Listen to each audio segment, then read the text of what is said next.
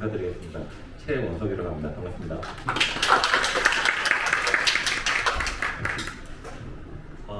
우선 이번 이제 자리에 도움을 주신 경기지역본부에서 저희 세미나 좀 도움을 해주셔서 감사드리고요. 그다음 메인비즈협회에서도 와주셔서 감사드립니다.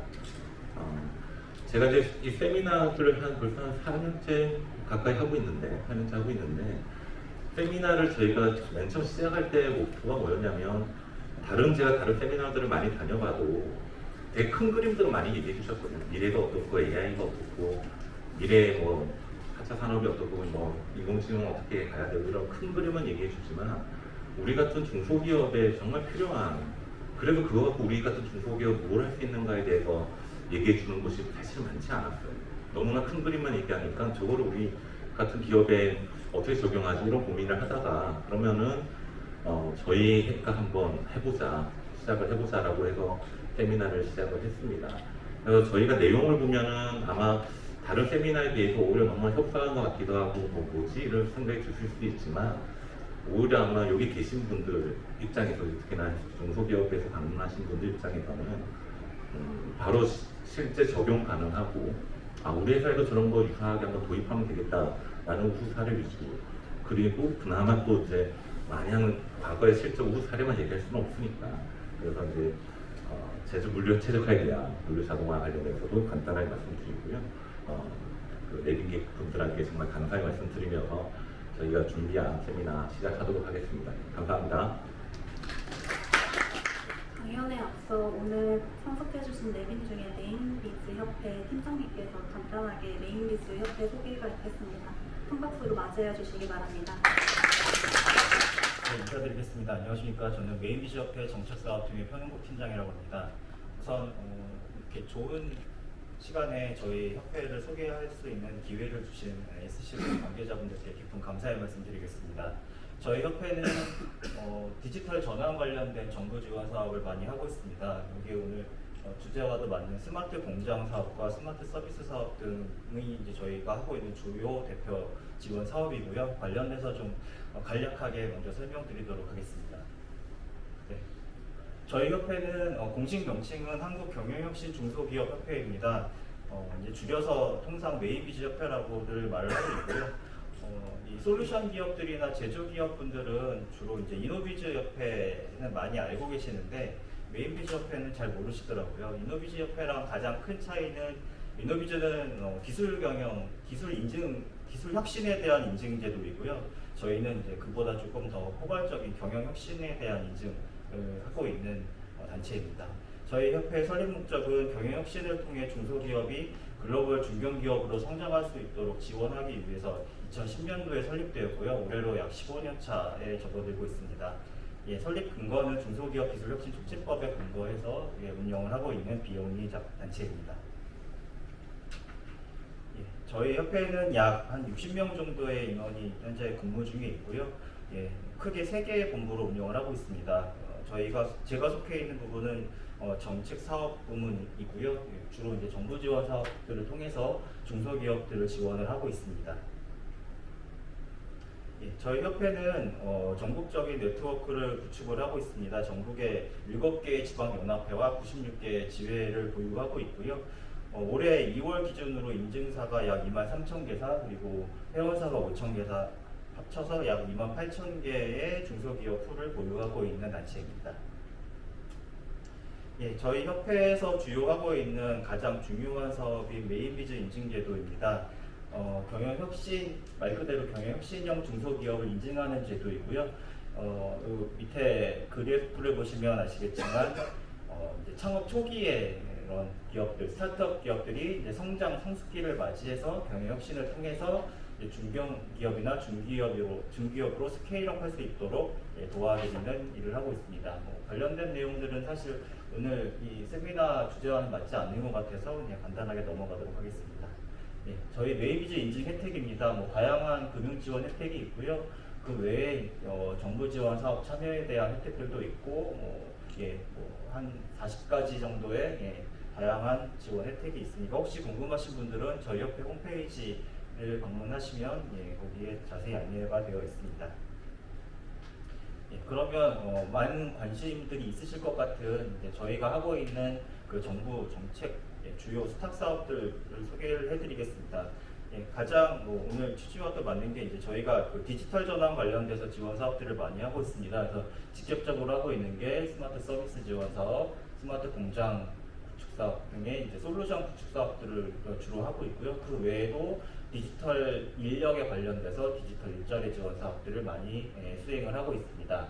그 아래 부분에 보시면은 그 외에도 경영혁신 교육 관련된 지원이나 아니면 그 외에 일자리 지원 사업들, 그다음에 경영혁신 활동과 관련된 다양한 지원 사업들을 수행을 하고 있습니다. 각 중요한 사업들 몇 가지만 대표적으로 말씀을 드리도록 하겠습니다. 먼저 많이들 알고 계시는 스마트 공장 관련된 사업입니다. 스마트 공장 관련된 사업들은 많은 종류가 있는 걸로 알고 계시는데요. 그 중에서 이제 저희가 하고 있는 사업은 협업형 스마트 공장 보급 확산 사업입니다. 그래서 말 그대로 이제 그 컨소시엄을 구성을 해서 그 컨소시엄에 속해 있는 기업들끼리의 어떤 다자간 데이터를 상호 주고받는 그런 상호 연결된 그런 컨소시엄형 스마트 공장 구축 지원 사업을 하고 있고요. 매년 이 사업은 사업 명칭과 그 지원 내용이 조금씩 바뀌고 있습니다. 그래서 저희는 2022년부터 참여를 지금 3년째 참여를 하고 있고요. 올해 내용으로만 말씀을 드리면 올해는 6개 컨소시엄을 선정을 했고요. 컨소시엄당 약 10억씩 해서 약 60억 정도의 예산으로 지원을 하는 사업이 시행이 됐습니다. 그래서 지난달에 최종 선정이 완료가 됐고요. 올해 전국에서 6개 컨소시엄을 선정을 했는데 저희 협회가 기획기관으로 참여해서 컨소시엄을 구축한 것 중에 2개 컨소시엄이 선정이 됐습니다. 그래서 저희가 올해 조금 다른 기관들보다 운이 좋아서 선정이 좀 많이 됐고요. 컨소시엄의 구성은 도입 기업이 기본적으로 5개 이상, 최소 5개 이상이 구성이 되어야 하고 거기에 공급 기업과 기획 기관이 같이 참여를 하는 그런 형태로 구성이 된 지원 사업입니다. 밑에는 정부 지원금과 사업 기간은 표를 참고를 해주시면 감사하겠습니다.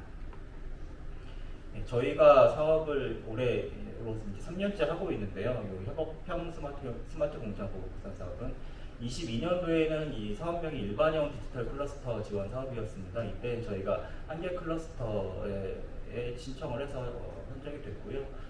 14개의 기업이 참여를 했고 정부 지원금 포함 총 사업비가 약 32억 원 정도 규모 사업을 진행을 했고 최근 2년이 지나서 최근에 이제 완료가 됐습니다. 그리고 23년도 사업은 공급망 연계형 스마트 공장 구축 사업이라는 명칭으로 진행이 됐고요. 내용은 거의 다 비슷합니다. 그래서 작년에도 저희가 한 개 컨소시엄 구성해서 5개 기업으로 참여를 했고요. 한 20억 정도 사업비로 현재 진행을 하고 있습니다. 그리고 올해는 저희가 2개 디지털 협업공장 지원 사업이라고 해서 2개 컨소시엄 구성을 했고 섬유 분야 컨소시엄과 목재 분야 컨소시엄 2개를 구성을 해서 참여를 했고요. 모두 한 12개사가 참여가 되어 있고 사업비는 총 한 35억 정도 규모로 올해 진행을 될 예정이고 본격적으로 사업이 이달부터 이제 협약을 맺고 시작을 하고 있는 단계입니다. 저희 협회가 사실은 스마트 공장 사업은 서울 TP나 경기 TP나 다양한 여러 지역에 있는 테크노파크들이 사실은 중심으로 운영을 하고 있는 것도 사실인데요. 저희가 여기에 참여를 하고 있는데 다른 기관과의 차별점은 일단 저희는 사업 운영을 그냥 사업 운영 관리에만 참여를 하는 것이 아니라 이 참여 기업들에게 실질적으로 조금 더 다양한 도움을 드리고자 협회에서 운영하고 있는 여러 가지 자체 지원 프로그램을 같이 제공을 하고 있습니다. 예를 들어서 이 참여 기업들이 어떤 기업에 관련된 스케일업과 관련된 컨설팅을 원하시면 저희가 그 관련된 분야의 전문가를 매칭을 시켜드리고 컨설팅을 지원을 해드리는 사업을 하고 있고요. 그 외에도 저희가 협회에서 그 경영 혁신 관련돼서 다양한 교육들을 진행을 하고 있습니다. 여기 써 있는 것들은 CEO 분들 대상으로 하고 있는 그런 대표적인 교육들이고요. 저런 교육들도 참여를 희망하시는 경우에 저희가 연계를 시켜드리고 있고 그 외에도 다양한 정부 지원 사업을 소개시켜드려서 기업들이 비단 이 솔루션 구축 외에도 다양한 분야에서 컨설팅과 지원을 받을 수 있도록 하고 있습니다. 그리고 저희가 사업 수행을 하면서 다양한 자문위원회나 간담회 등을 운영을 해서 기업들이 이제 실제로 사업을 수행을 하다 보면 이제 다양한 이슈들이 발생을 합니다. 뭐 기업 간의 이슈도 있을 수 있고 기업 내의 이슈도 있을 수 있는데 그런 부분에서 조금 더 객관적이고 그리고 조금 더 공정하게 이제 해결을 하고자 이제 다양한 그 전문가분들을 모셔서 저희가 위원회를 별도로 구성을 하고 있고요. 그렇게 해서 이제 선제적으로 좀 문제를 해결을 해서 기업들이 사업 수행에 있어서 차질이 없도록 그렇게 저희가 진행을 해드리고 있습니다. 그래서 저희가 이제 바로 내년도 이제 이런 협업형 스마트 공장 사업을 현재 또 추진을 하고 있고요. 그래서 저희 협회와 혹시 함께 하실 의향이 있으신 무급기업분들은 저희 쪽에 문의 주시면 저희가 내년도 사업에 관련돼서 좀 충분히 토의를 하고 사업 준비를 할 수 있도록 그렇게 진행을 하겠습니다. 두 번째로 소개해드릴 것은 이제 스마트 공장 구축 지원 사업은 이제 제조업의 디지털 전환이라고 보시면 되고요. 그에 관해서 이제 이 부분은 서비스 업종의 서비스 분야에 대한 디지털 전환을 지원을 해주는 사업입니다.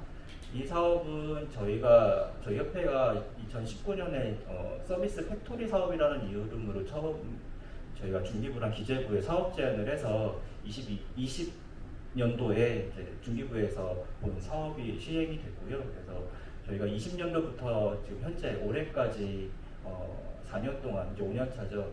본 사업의 수행 기반으로 참여를 하고 있습니다. 그래서 23년까지 228개사에 대한 스마트 서비스 솔루션을 구축을 해주는 지원을 했고요. 올해도 저희가 50개사가 선정이 돼서 총 278개사 정도의 실적을 지금 보유를 하고 있습니다. 그리고 아까 그 나눠드린 책자 중에 하나는 저희가 우수 사례집을 매년 발간을 하고 있는데 그 내용을 보시면 도입 기업들이 본 사업을 통해서 그런 우수한 성과를 낸 사례를 위주로 저희가 좀 알기 쉽게 설명을 해놨으니까요. 보시면은 예를 들어서 뭐 도입 기업을 발굴하시거나 아니면 솔루션 구축을 하실 때 이런 부분에서 이렇게도 지원이 가능하구나, 이런 구축이 가능하구나 정도의 그런 아이디어를 얻으실 수 있으실 것 같아서 저희가 좀 배포를 해드렸습니다. 본 사업의 뭐 구체적인 내용은 보시는 것 같고요. 이 사업의 특징은 공급기업과 도입기업이 1대1 매칭을 통해서 컨소시엄으로 구성을 해서 지원을 하게 되어 있고 매년 약 신규 150개 과제와 이제 고도화 과제 15개에서 165개 과제를 지원을 해주고 있습니다. 그래서 이거는 신규 과제 같은 경우는 최대 6천만 원까지 지원을 하고 있고요. 고도화 과제는 최대 1억까지 지원을 하고 있고 매칭은 50%입니다. 그리고 지원 유형은 올해 조금 바뀌었는데요. 크게는 이제 서비스 사업 신규 BM 창출형과 그다음에 서비스 전달 체계 개선형 이게 크게 두 가지 유형에 대해서 지원을 하고 있고요. BM 창출형은 말 그대로 새로운 BM을 창출하는 그런 플랫폼을 구축하는 거고요. 서비스 전달 체계 개선은 기존의 기업이 운영하고 계시는 프로세스에서 조금 더 디지털화된 디지털 전환이 접목된 그런 솔루션을 구축해주는 그런 사업으로 이해를 하시면 될 것 같습니다. 본 사업은 이 사업도 올해 지난달까지 선정이 돼서 이번 달에 협약하고 이제 시작을 하는 단계이고요. 매년 4월 달에 공고를 내서 신청을 받고 6월까지 평가를 하고 7월부터 시작되고 약 6개월간 진행이 되는 그런 사업입니다.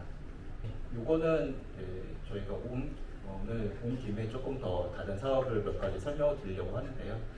납품대금 연동제라고 해서 이제 그 주요 원재료 가격이 변하면 그 변동하는 비율에 따라서 이제 납품대금을 조정하는 제도입니다. 이게 작년 10월 달으로 법이 시행을 돼서 현재는 위스탁 기업 간의 이제 의무 사항입니다. 근데 이게 사업 초기에 있다 보니까 제조업을 하시는 분들이 좀 어려움이 있으신 분들이 많이 있으셔서 정부에서는 이거와 관련돼서 지원 사업을 운영을 하고 있습니다. 그래서 해당 기업이 이 지원 약정 체결을 해야 되는지 또 잘 판단이 안 서시는 기업들이 있으셔서 그런 기업들에 대한 컨설팅을 해드리고 있고요. 그리고 가장 이 사업의 핵심인 그 원재료 확인서, 그 납품 비중이 얼마고 원재료 금액이 얼마라는 그 원재료 확인서가 이 변동하는 비율에 대한 근거가 되기 때문에 그 확인서 발급해주는 그런 지원 사업을 하고 있습니다. 현재까지는 무료로 진행을 하고 있고요. 예, 관심 있으신 분들은 저희 쪽에 문의 주시면 말씀드리도록 하겠습니다. 그리고 마지막으로 설명해 드릴 것은 경영혁신 마일리지 제도라고 해서 기업들이 다양한 경영혁신 활동을 하시면 그거에 대해서 저희가 마일리지 점수를 부여를 해드리고요. 그 마일리지 점수를 가지고 기업분들이 여기 있는 여러 정부 지원 사업에 참여하실 때 가점으로 활용하실 수 있는 그런 제도입니다. 이 제도는 쉽게 마일리지를 적립을 하실 수 있는 부분도 있고요.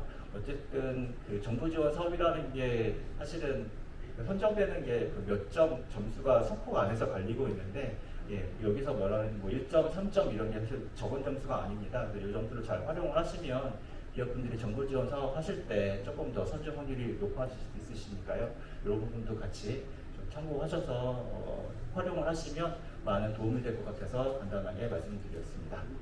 이상으로 저희 협회 소개와 협회에서 하고 있는 정부 지원 사업 소개를 마치도록 하겠습니다. 감사합니다.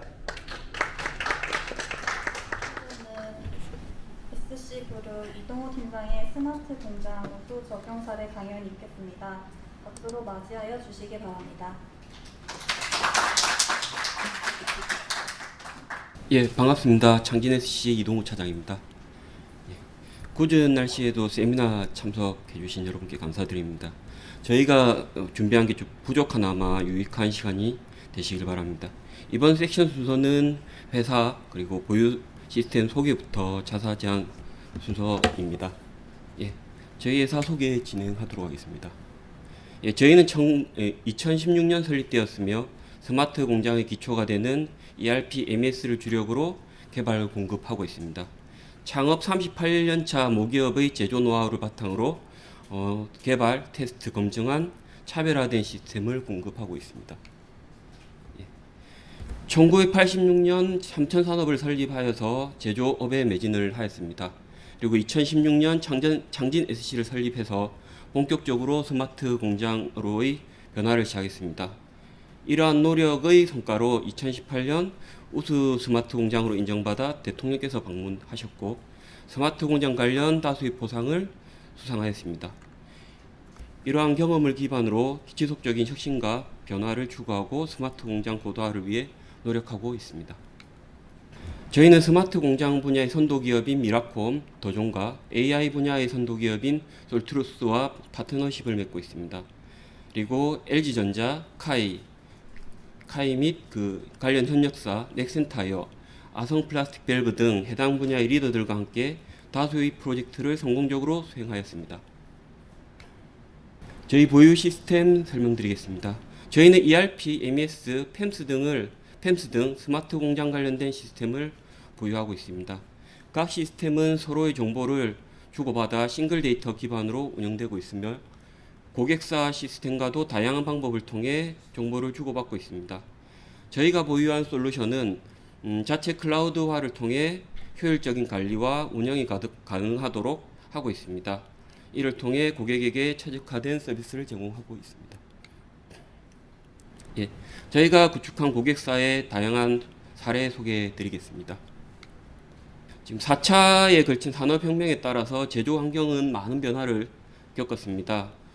제품 제조는 수공업에서 기계 자동화 그리고 로봇 자동화로 발전하고 있습니다.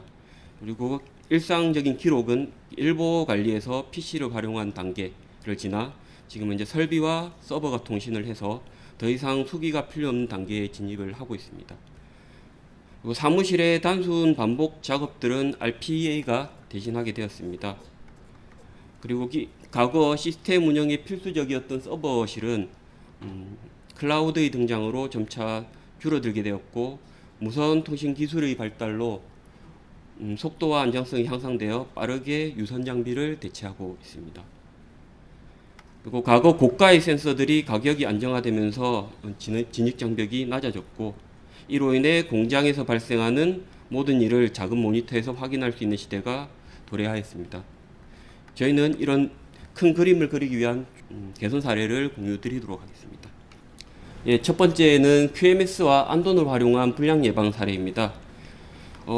플라스틱 사출물을 열융착해서 제품을 생산하는 기업으로 공학 검사를 통해서 전수 검사를 진행하고 있습니다. 그러나 이 검사는 숙성이라는 그 단계를 거쳐서 검사를 함으로써 즉시 그 불량 여부를 확인을 할 수 없습니다. 이로 인해 불량이 발생되면 다량으로 발생되고 제품의 특성상 전량 폐기를 해야 됐습니다. 이로 인해 불필요한 자원이 소모되고 납품에도 영향을 미쳤습니다. 이 문제를 해결하기 위해서 저희가 QMS를 도입하여 설비와 실시간 통신을 해서 용착 높이 조건 등을 수집하고 모니터링을 진행했습니다. 이후 기존 운영 중인 안돈 시스템과 연동해서 사전에 설정된 구간에 진입하면 담당자의 스마트폰 앱으로 알림을 주게 했습니다. 이를 통해서 불량이 발생되기 전에 조건을 재점검하고 불량을 예방할 수 있었습니다. 이것은 QMS와 안돈 시스템을 통해 생산 과정에서 불량 예방에 많은 기여를 한 사례입니다. 다음으로 QR코드와 NFC를 활용해서 작업자를 관리한 사례입니다. 대부분 중소기업에서 근태 관리는 시스템화되어 있습니다. 그러나 이후 작업장 투입 관련돼서는 대부분 기업들이 수기로 관리를 하고 있습니다. 해당 고객사도 근태 관리는 시스템화되어 있는데 작업장 투입은 수기로 관리하고 있었습니다. 이로 인해 작업자 배치 현황을 확인하기 어렵고 원가 관리를 위해서 별도로 일복 관리를 엑셀로 하고 있습니다. 그리고 작업자별 실적 관리가 되지 않아 효율적인 배치가 안 됐습니다. 이러한 문제를 해결하기 위해서 NFC 태그와 QR코드를 활용한 작업자 관리 시스템을 도입하였습니다. 출근부터 작업장 투입, 이동, 퇴근까지 모든 단계를 스마트폰 앱을 활용해서 태깅함으로써 효과적인 인력 관리를 가능하게 하였습니다. 또한 작업자별 공정별 생산 실적을 기반으로 최적의 배치를 하여 계획을 수립할 수 있었고, 이렇게 향상된 시스템을 통해서 노무 관리의 효율성을 향상시킬 수 있었습니다. 다음으로 펨스와 안돈을 활용한 전력 낭비 사례 공유 드리겠습니다. 저희 고객사는 전력 요금을 절감하기 위해서 펨스를 도입하였고 기존에 운영하던 MES와 연계하였습니다. 이 과정에서 비가동 상태의 전력 소비량이 가동 시와 큰 차이가 없는 곳이 다수 발견됐습니다. 이를 확인해 보니 비가동 시에도 작업장 내 설비나 유틸리티들의 전원을 켜두는 사례가 다수 발생되었고, 지속적으로 교육을 실시해서 습관화를 진행했습니다. 그리고 안돈 시스템과 연계해서 비가동 시에 비정상적인 전력 소비가 발생하면은 담당자에게 통보하도록 하였습니다. 이를 통해 담당자는 현장에서 방문해서 확인하고 조치를 취함으로써 불필요한 전력 요금이 새는 것을 방지했습니다. 이는 펨스와 안돈을 통해서 인지 및 개선해서 전력 요금을 개선한 사례입니다. 다음으로 계량 저울을 활용한 제품 관리 사례입니다. 이 고객사는 다양한 사이즈의 스크류의 풀림 방지를 하기 위해서 나사산에 본드를 도포하는 공정의 업체입니다. 이 스크류 사이즈가 다양한데 특히 작은 스크류 같은 경우에는 개수하기가 어려워서 평소에 무게 관리로 진행을 하고 있습니다. 근데 이 무게 관리로 진행하다 보니까 실제적인 수량이 정확하지 않아서 발생되는 문제가 좀 많이 있었습니다.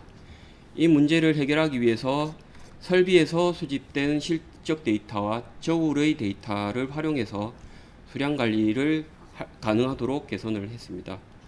이를 통해서 추정에 의존한 관리에서 벗어나 수량 기준의 재고 관리를 실현할 수 있었습니다.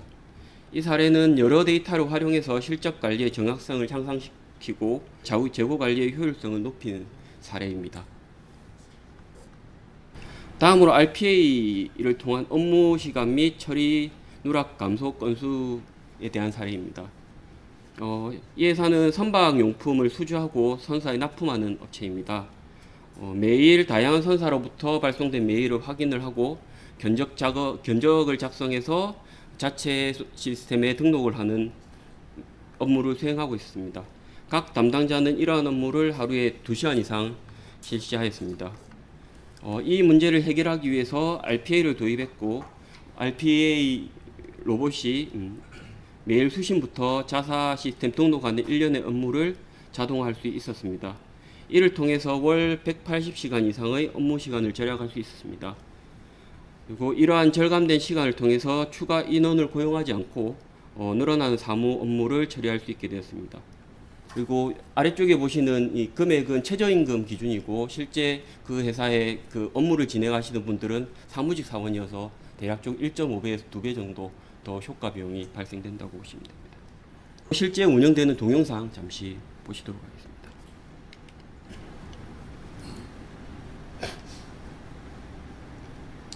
이건 RPA 로봇이 혼자서 이제 정해진 스케일 그 메일이 오는 걸 감지해서 자동으로 실행되는 장면입니다.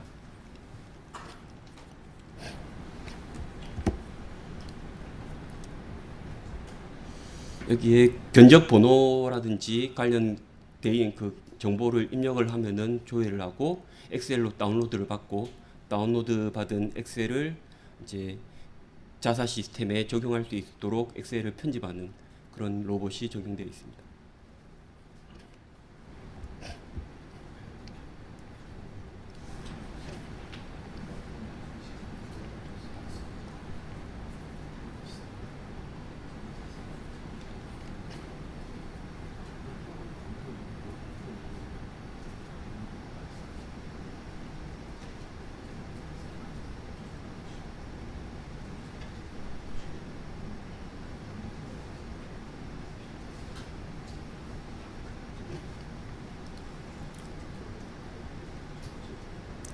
예, 이런 업무를 그 매일 그 담당자 7명이서 최소 2시간 이상 진행을 했었고요. 관련 업무를 다른 업무를 하다가 좀 누락하는 사례도 있었는데 RPA를 도입함으로써 작업 시간도 절감되었고 누락하는 건수도 없어졌습니다. 다음으로 RFID를 이용한 운반 대차 및 제품 관리 사례 소개드리겠습니다. RFID를 이용해 대차 번호를 자동 인식하고 바코드 라벨을 자동으로 배출 부착하여 적재 수량을 자동으로 계산을 하게 되어 있습니다. 그리고 대차 종류별로 표준 적재 수량을 관리해서 바코드 번호를 인식하고 제품을 추적하도록 하였습니다. 이를 통해서 업무 정확도를 향상하였고 무인화 그 바코드 라벨을 붙이는 공정에 그 작업자가 투입되어 있었는데 이를 생인화해서 무인화를 달성하였습니다. 그리고 입출고 처리 시간을 단축하였고 실시간 모니터링 등의 효과를 가져왔습니다. 예, 다음으로 사출, 가공, 조립 공정에서의 제품 관리 사례입니다.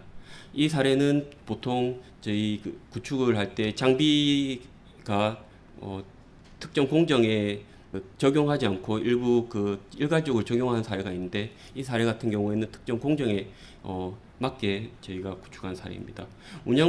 각 공정별로 운영 방법을 다르게 적용해서 키오스크나 패널 PC 등의 장비 사용 수량을 최적화했습니다. 또한 각 공정에 적합한 관리 방법을 도입해서 시스템 운영이 원활하게 진행되도록 하였습니다. 이를 통해서 장비 비용이 절감되고 운영 효율이 향상됐습니다. 그리고 공정 단위로 재고 관리가 되도록 하였습니다. 예, 이상 고객사 BP 사례 소개해 드렸습니다. 시스템을 도입한 주된 목표는 이익 창출일 겁니다. 그러나 이 시스템 도입만으로 이익 창출이 되지는 않습니다. 시스템 도입을 통해서 문제를 드러내고 이 문제들을 개선을 할 때 비로소 이익이 발생되고 있고요. 앞서 저희가 설명드린 사례들은 그 문제를 드러낼 수 있는 여러 가지 방법을 사례로 들어서 설명드렸습니다. 이어서 캠프의 정의와 혜택에 대해서 간략히 설명드리겠습니다. 예, 캠프는 중소제조기업의 수집된 데이터를 수집, 저장, 분석부터 AI 솔루션, 개발, 확산까지 원스톱으로 지원하는 클라우드 기반의 제조 특화 AI 플랫폼입니다. 캠프는 전문가 네트워크 분석 서비스 포털 사업 지원으로 구성되어 있습니다. 이는 기존 전산실을 대체하는 고성능 컴퓨팅 자원을 제공을 하고 있습니다. 그리고 제조 동종 업계의 축적된 데이터를 활용해 가지고 스마트 공장을 구축할 때 관련된 노하우를 전수하기도 하고 있습니다. 이를 통해 중소기업의 스마트 공장 전환에 핵심 역할을 하고 있는 플랫폼이라고 보시면 됩니다. 캠프의 확산을 위해서 정부에서는 기업이 스마트 공장 솔루션을 도입할 때 캠프를 활용하면 여러 가지 자원을 지원합니다. 특히 비용적으로 클라우드 컴퓨팅 비용이라든지 여러 가지 캠프를 활용할 수 있는 비용을 지원을 하고 있습니다.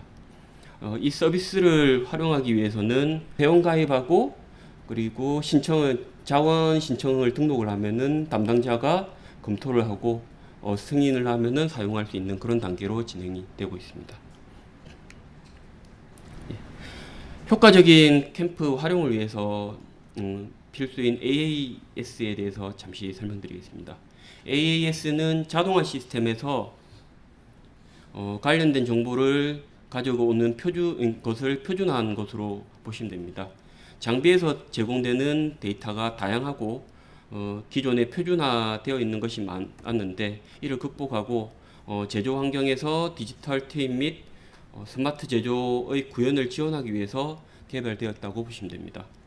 AAS의 흐름은 설비 PLC 메모리 태그에서 시작해서 OPC UA를 통한 수집 및 저장, REST API를 이용한 캠프 전송 등의 단계를 거치도록 되어 있습니다.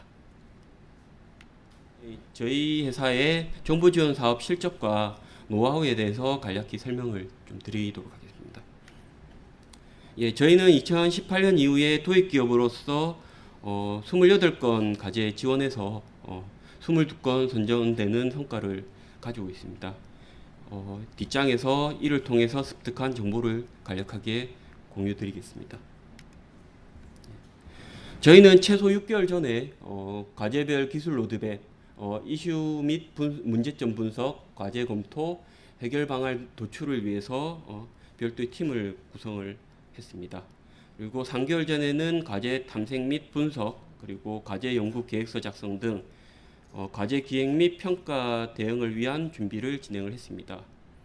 그리고 저희가 구축하려고 하는 그 시스템에 맞는 정부 지원 사업을 검색하고 최적화된 그 사업을 신청을 했습니다. 목적과 취지에 맞는 요구 사항을 정의를 했고 도입 시스템과 연계해서 스토리텔링을 작성을 하고 그에 맞는 정량적, 정성적 목표를 검토 설정했습니다. 여기 스토리텔링이 중요한 이유는 도입 시스템의 목적과 사유를 평가위원에게 정확하게 해야 될 필요성이 있기 때문입니다. 사업계획서 작성 시에 일관된 내용으로 작성을 해야 되고 사업 전략과 효과를 도출하기 위해서 시장 동향을 조사를 해야 됩니다. 조사를 저희는 꾸준히 했습니다. 기술 조사나 시장 조사를 하기 위해서 전문 업체와 협업을 한 사례가 다수 있습니다. 그리고 사업계획서에는 현장의 애로사항을 첨부하고 사업의 확장성과 효과성을 보여주는 자료를 활용하는 것도 저희가 선정하는 데 중요한 기여를 했습니다. 그리고 사업계획서는 많은 내용을 담는 것보다는 하고자 하는 바를 정확하고 간결하게 작성하는 것이 정부 지원 사업을 수주한 여러 가지 노하우입니다. 자사의 스마트 공장 관련돼서 제안 잠시 드리겠습니다. 과거와 다르게 정부 지원 사업의 벽이 계속 높아지고 있습니다.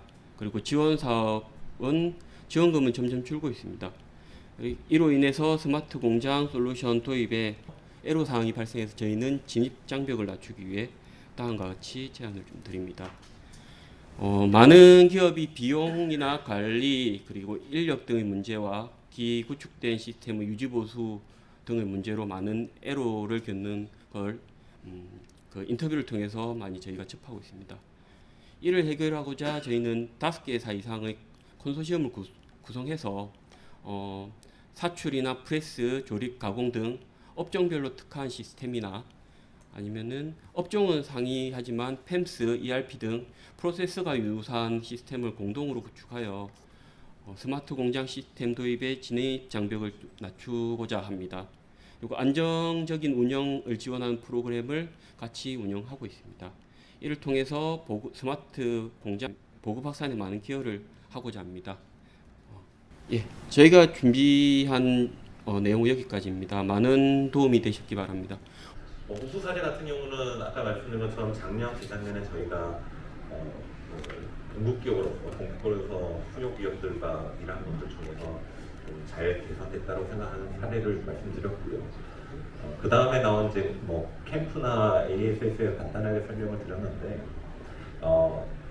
너무 장점만 말한 것 같아서 오해하실까 미리 말씀을 드리자면 ASS가 보면은 그냥 간단하게 너무 기술돼 있어서 그냥 등록하면 됩니다로 얘기했는데 그렇게 아니라 BOM 이상 수준으로 설비의 내용, 기능, 성능까지를 다 넣어야 되거든요.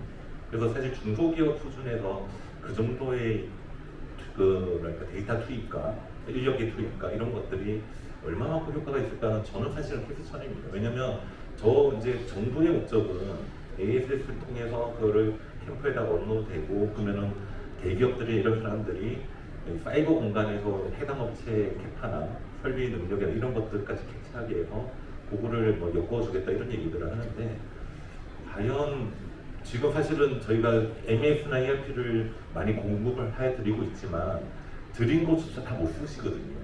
맨 처음에 욕심은 많으셔가지고 우리는 이거 다 해주세요. 그럼 해보겠습니다 해가지고 100번, 200번 달라고 하시는데 1년 후에 로그인 기록 보면 50% 채 못 쓰시는 기업도 사실은 많습니다.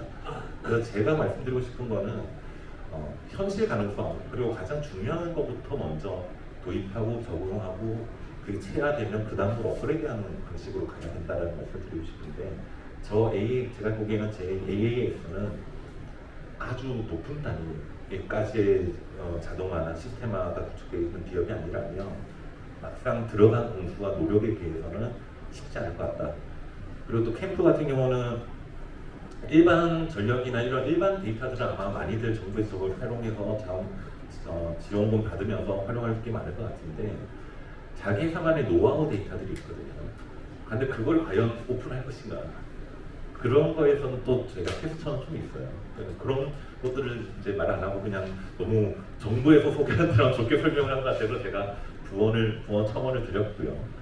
정부 지원 사업하는 게 2018년도부터라고 얘기하지만 정확히지만 작년 올해 저희가 30억 가까이를 받았어요. 최근에 많이 신청을 하고 받았는데 그게 저희도 거의 전담시 한 30명이 붙어 있거든요. 그 인력이 근데 2년 동안에 30억 이상의 정부 지원을 받았으면 그들의 인건비 이상은 저희는 따낸 거잖아요. 그래서 처음에는 비용이 인건비 그것만 전담하는 직원의 비용이 아까울 수도 있다고 생각하시겠지만 확실히 그렇게 준비하는 경우와 준비하지 않은 경우의 성공 확률이 상당히 다릅니다. 상당히 다르고 저희도 하면 할수록 그 작성의 노하우랄까 이런 것들이 그냥 지금 코멘트만 해서는 당연한 거 아니야라고 하시겠지만 막상 해보시면 쉽지가 않거든요. 그런 것들에 대해서 전담 인원을 좀 최소 한 분이라도 두시고 아마 도전을 해보시면 성공 확률이 상당히 높아질 거라 보이고요. 참고로 저희 좀 필요하시다면 저희 쪽에서 그런 노하우를 이게 말로 하는 것보다는 아마 저희들이 만든 그런 기존에 신청했던 자료나 이런 것들을 참조가 필요하시면 요청을 해주시면은 저희가 그 중요한 데이터 숫자만 빼고 나머지 스토리텔링은 제가 어떻게 이런 것들 참고 자료로 드리겠습니다. 그럼 그거 보시는 게 아마 와닿으실 것 같아요. 아마 그냥 주면은 되게 서운하실 건데 혹시라도 그거 한번 받으신 기업은 다음에 시스템에 깔 일이 있으면 저희랑 한번 기억해 주실까 하면 부탁으로 서비스로 드리겠습니다. 그리고 마지막에 자사 제한 저거는 말씀드린 것처럼 정보자금 갖고 하기가 이제 점점 벽이 지원금 자체가 엄청 떨어지고 있고 기초 자금 점점 떨어지고 고도화 이상으로 올라가고 하다 보니까 정부 지원과 함께하는 스마트 팩토리 하기가 갈수록 어려워질 것 같습니다. 내년도도 더 힘들 것 같고요.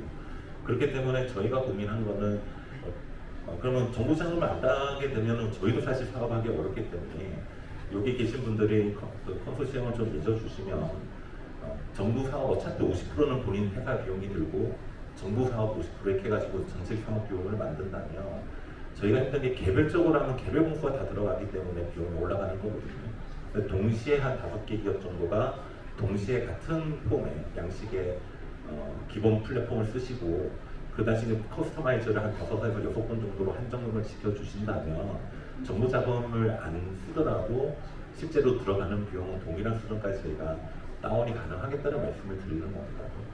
그런 취지라서 그런 비용적인 얘기가 좀 빠져 있다 보니까 한데 결국은 정부 지원 사업을 따내면 제일 좋긴 한데요.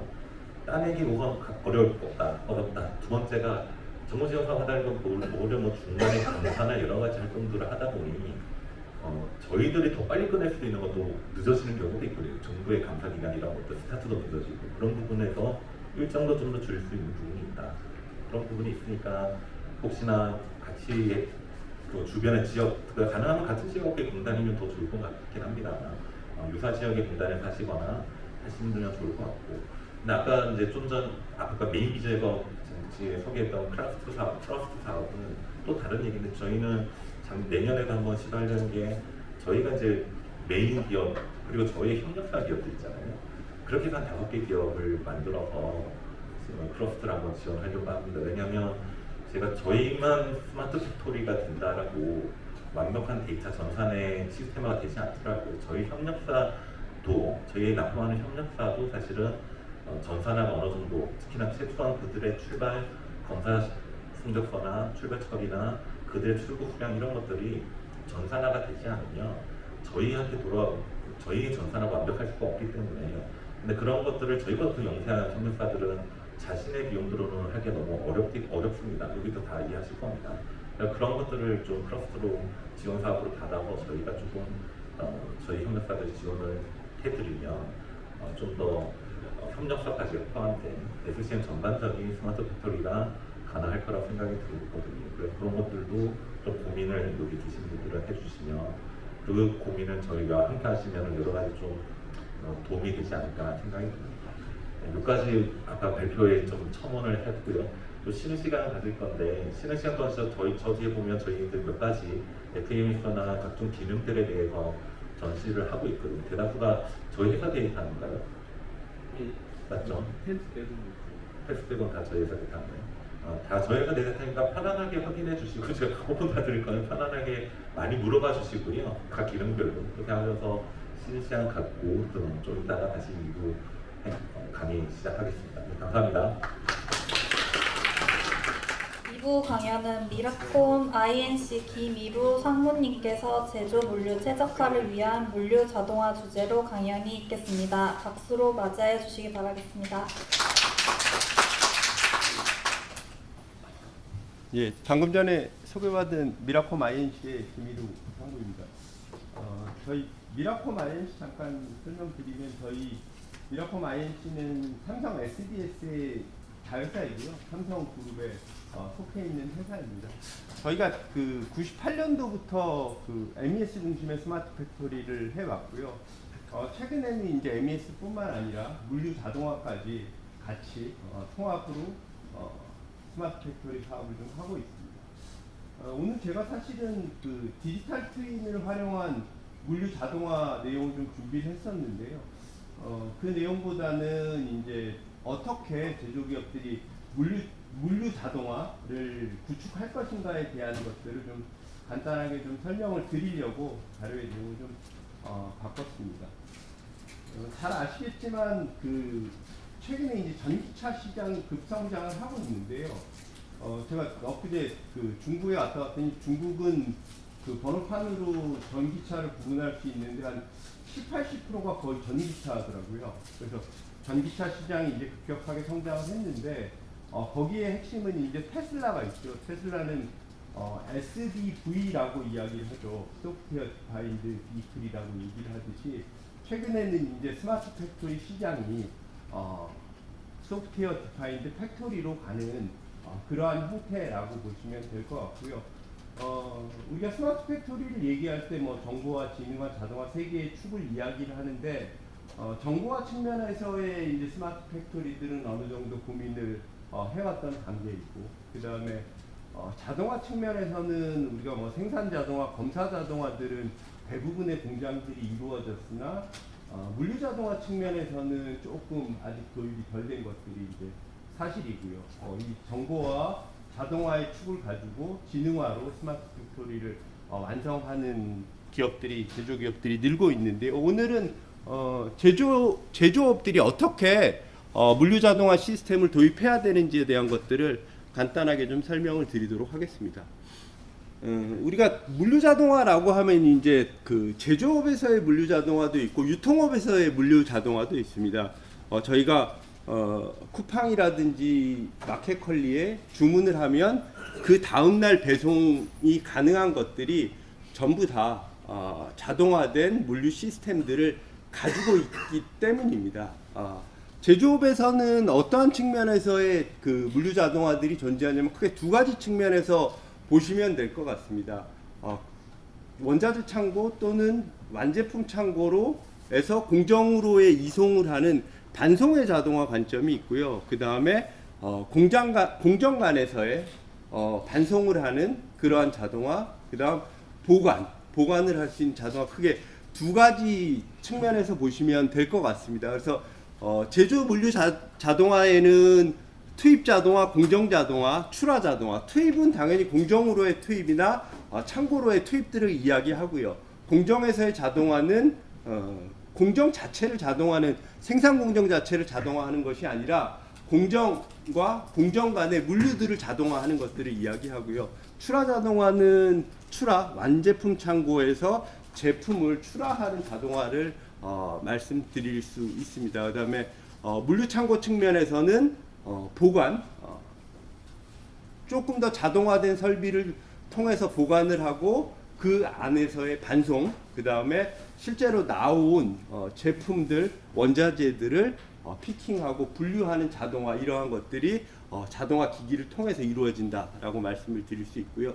그 다음 이 모든 것들은 어떠한 시스템을 통해서 통합 제어되고 관제되는 것이 필요합니다. 근데 이걸 도입하려고 하다 보면 되게 어렵지요. 하드웨어 업체를 불러야 되는지 아니면 소프트웨어 업체를 불러야 되는지 그것들을 선택하기가 되게 어려운데 그래서 내부적으로 그것들을 할 수 있는 역량이 있다라고 하면 내부적으로 기획을 해서 도입을 하면 되는데 저희는 컨설팅을 반드시 받으라라고 권고를 좀 드려요. 그리고 맞지 않는 장비들을 도입을 했을 때는 실제로 사용을 하지 못하는 일들이 발생을 하기 때문에 그 컨설팅 업체를 통해서 도입하고자 하는 장비에 대한 것들, 우리가 우리 현장에 도입해야 되는 요구사항과 적합한 것들을 컨셉 설계를 하고 상세 설계를 하는 단계로 나아가시라고 말씀을 드립니다. 저희 미라콤하고 하라는 이야기는 아니고요. 그러한 방식으로 도입을 하시면 됩니다. 그래서 컨설팅 단계는 저희가 물류 기획을 하는 단계라고 얘기를 하고요. 현장에 대한 분석들도 필요하고요. 그 다음 우리가 가지고 있는 생산 현장에 대한 레이아웃을 어떻게 물류 장비를 배치할지에 대한 것들, 그 다음에 그 물류 자동화 설비들이 다양하게 있죠. 반송 설비도 있고 보관 설비들도 있는데 반송 설비도 뭐 컨베이어 타입이 있을 수도 있고 뭐 최근에 많이 쓰고 있는 AMR, AGV, RGV 그러한 다양한 형태의 물류 자동화 장치들이 있기 때문에 그러한 것들을 좀 설계를 하고요.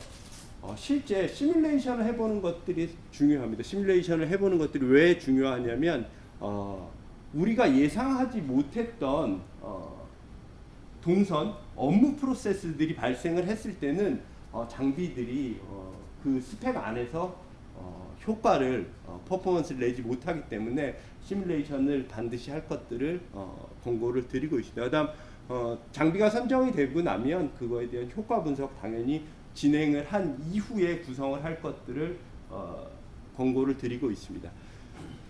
서두에도 말씀드렸듯이 소프트웨어 디파인드 팩토리 그리고 우리가 예전에는 이러한 자동화 설비들을 도입하면 자동 창고 또는 자동 반송 장치들이 사람이 하던 일을 대체하던 기계 자동화의 관점에서 도입을 했는데 도입을 하다 보니까 이제 그것들이 실제 효율을 낼 수 있는 관점에서 최대의 성능을 내고 있느냐라는 것들에 대한 의문이 들기 시작을 했고요. 그것들을 가능하게 하는 것들이 사실은 머리에 해당하는 제어 솔루션에 해당을 합니다.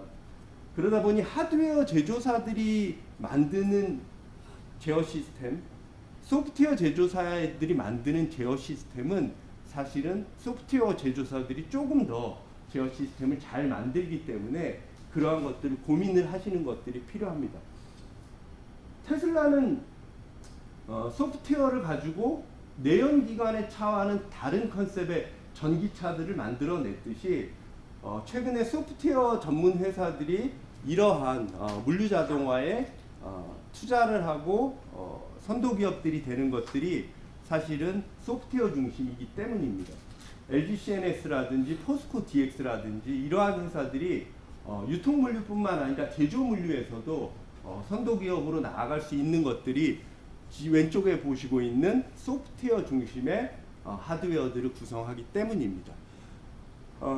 우리가 MES를 구성을 해도 MES의 생산 모듈, 품질 모듈, 설비 모듈, 자재 모듈 뭐 다양한 모듈들이 있을 수 있는데요. 그것들을 사실은 하나의 MES로 구성을 할 수도 있지만 품질은 조금 더 깊은 품질 관리가 필요하다라고 하면 별도의 QMS 시스템을 분리하듯이 물류자동화에 대한 시스템들도 개별 설비들을 제어할 수 있는 다양한 형태의 시스템들로 분할을 하고 있고요. 그것들을 하나로 구성을 하기도 하지만 나누어서 구성하는 것들이 일반적입니다. 그래서 하단에 보시면 크레인이나 셔틀을 제어할 수 있는 스토커 컨트롤 시스템도 있고 그 다음에 AGV를 컨트롤할 수 있는 ACS라는 시스템도 있고 컨베이어를 제어할 수 있는 CCS라는 시스템이 있습니다. 이러한 시스템이 왜 분리가 되게 되었냐면 CCS 같은 경우도 단순히 컨베이어 한 줄이다라고 하면 그것들을 제어하는 게 어렵지 않지만 컨베이어가 10줄, 20줄, 그 다음에 다양한 십자 경로를 이룬다라든지 했을 때는 그것들을 우리가 병목이 발생하지 않고 효과적으로 제어할 수 있는 시스템들이 필요하기 때문에 시스템들이 분화하게 되고요. 최근에는 AGV를 컨트롤하는 ACS 같은 경우에는 우리 식당에 가보면 이미 AGV들이 많이 돌아다니고 있습니다.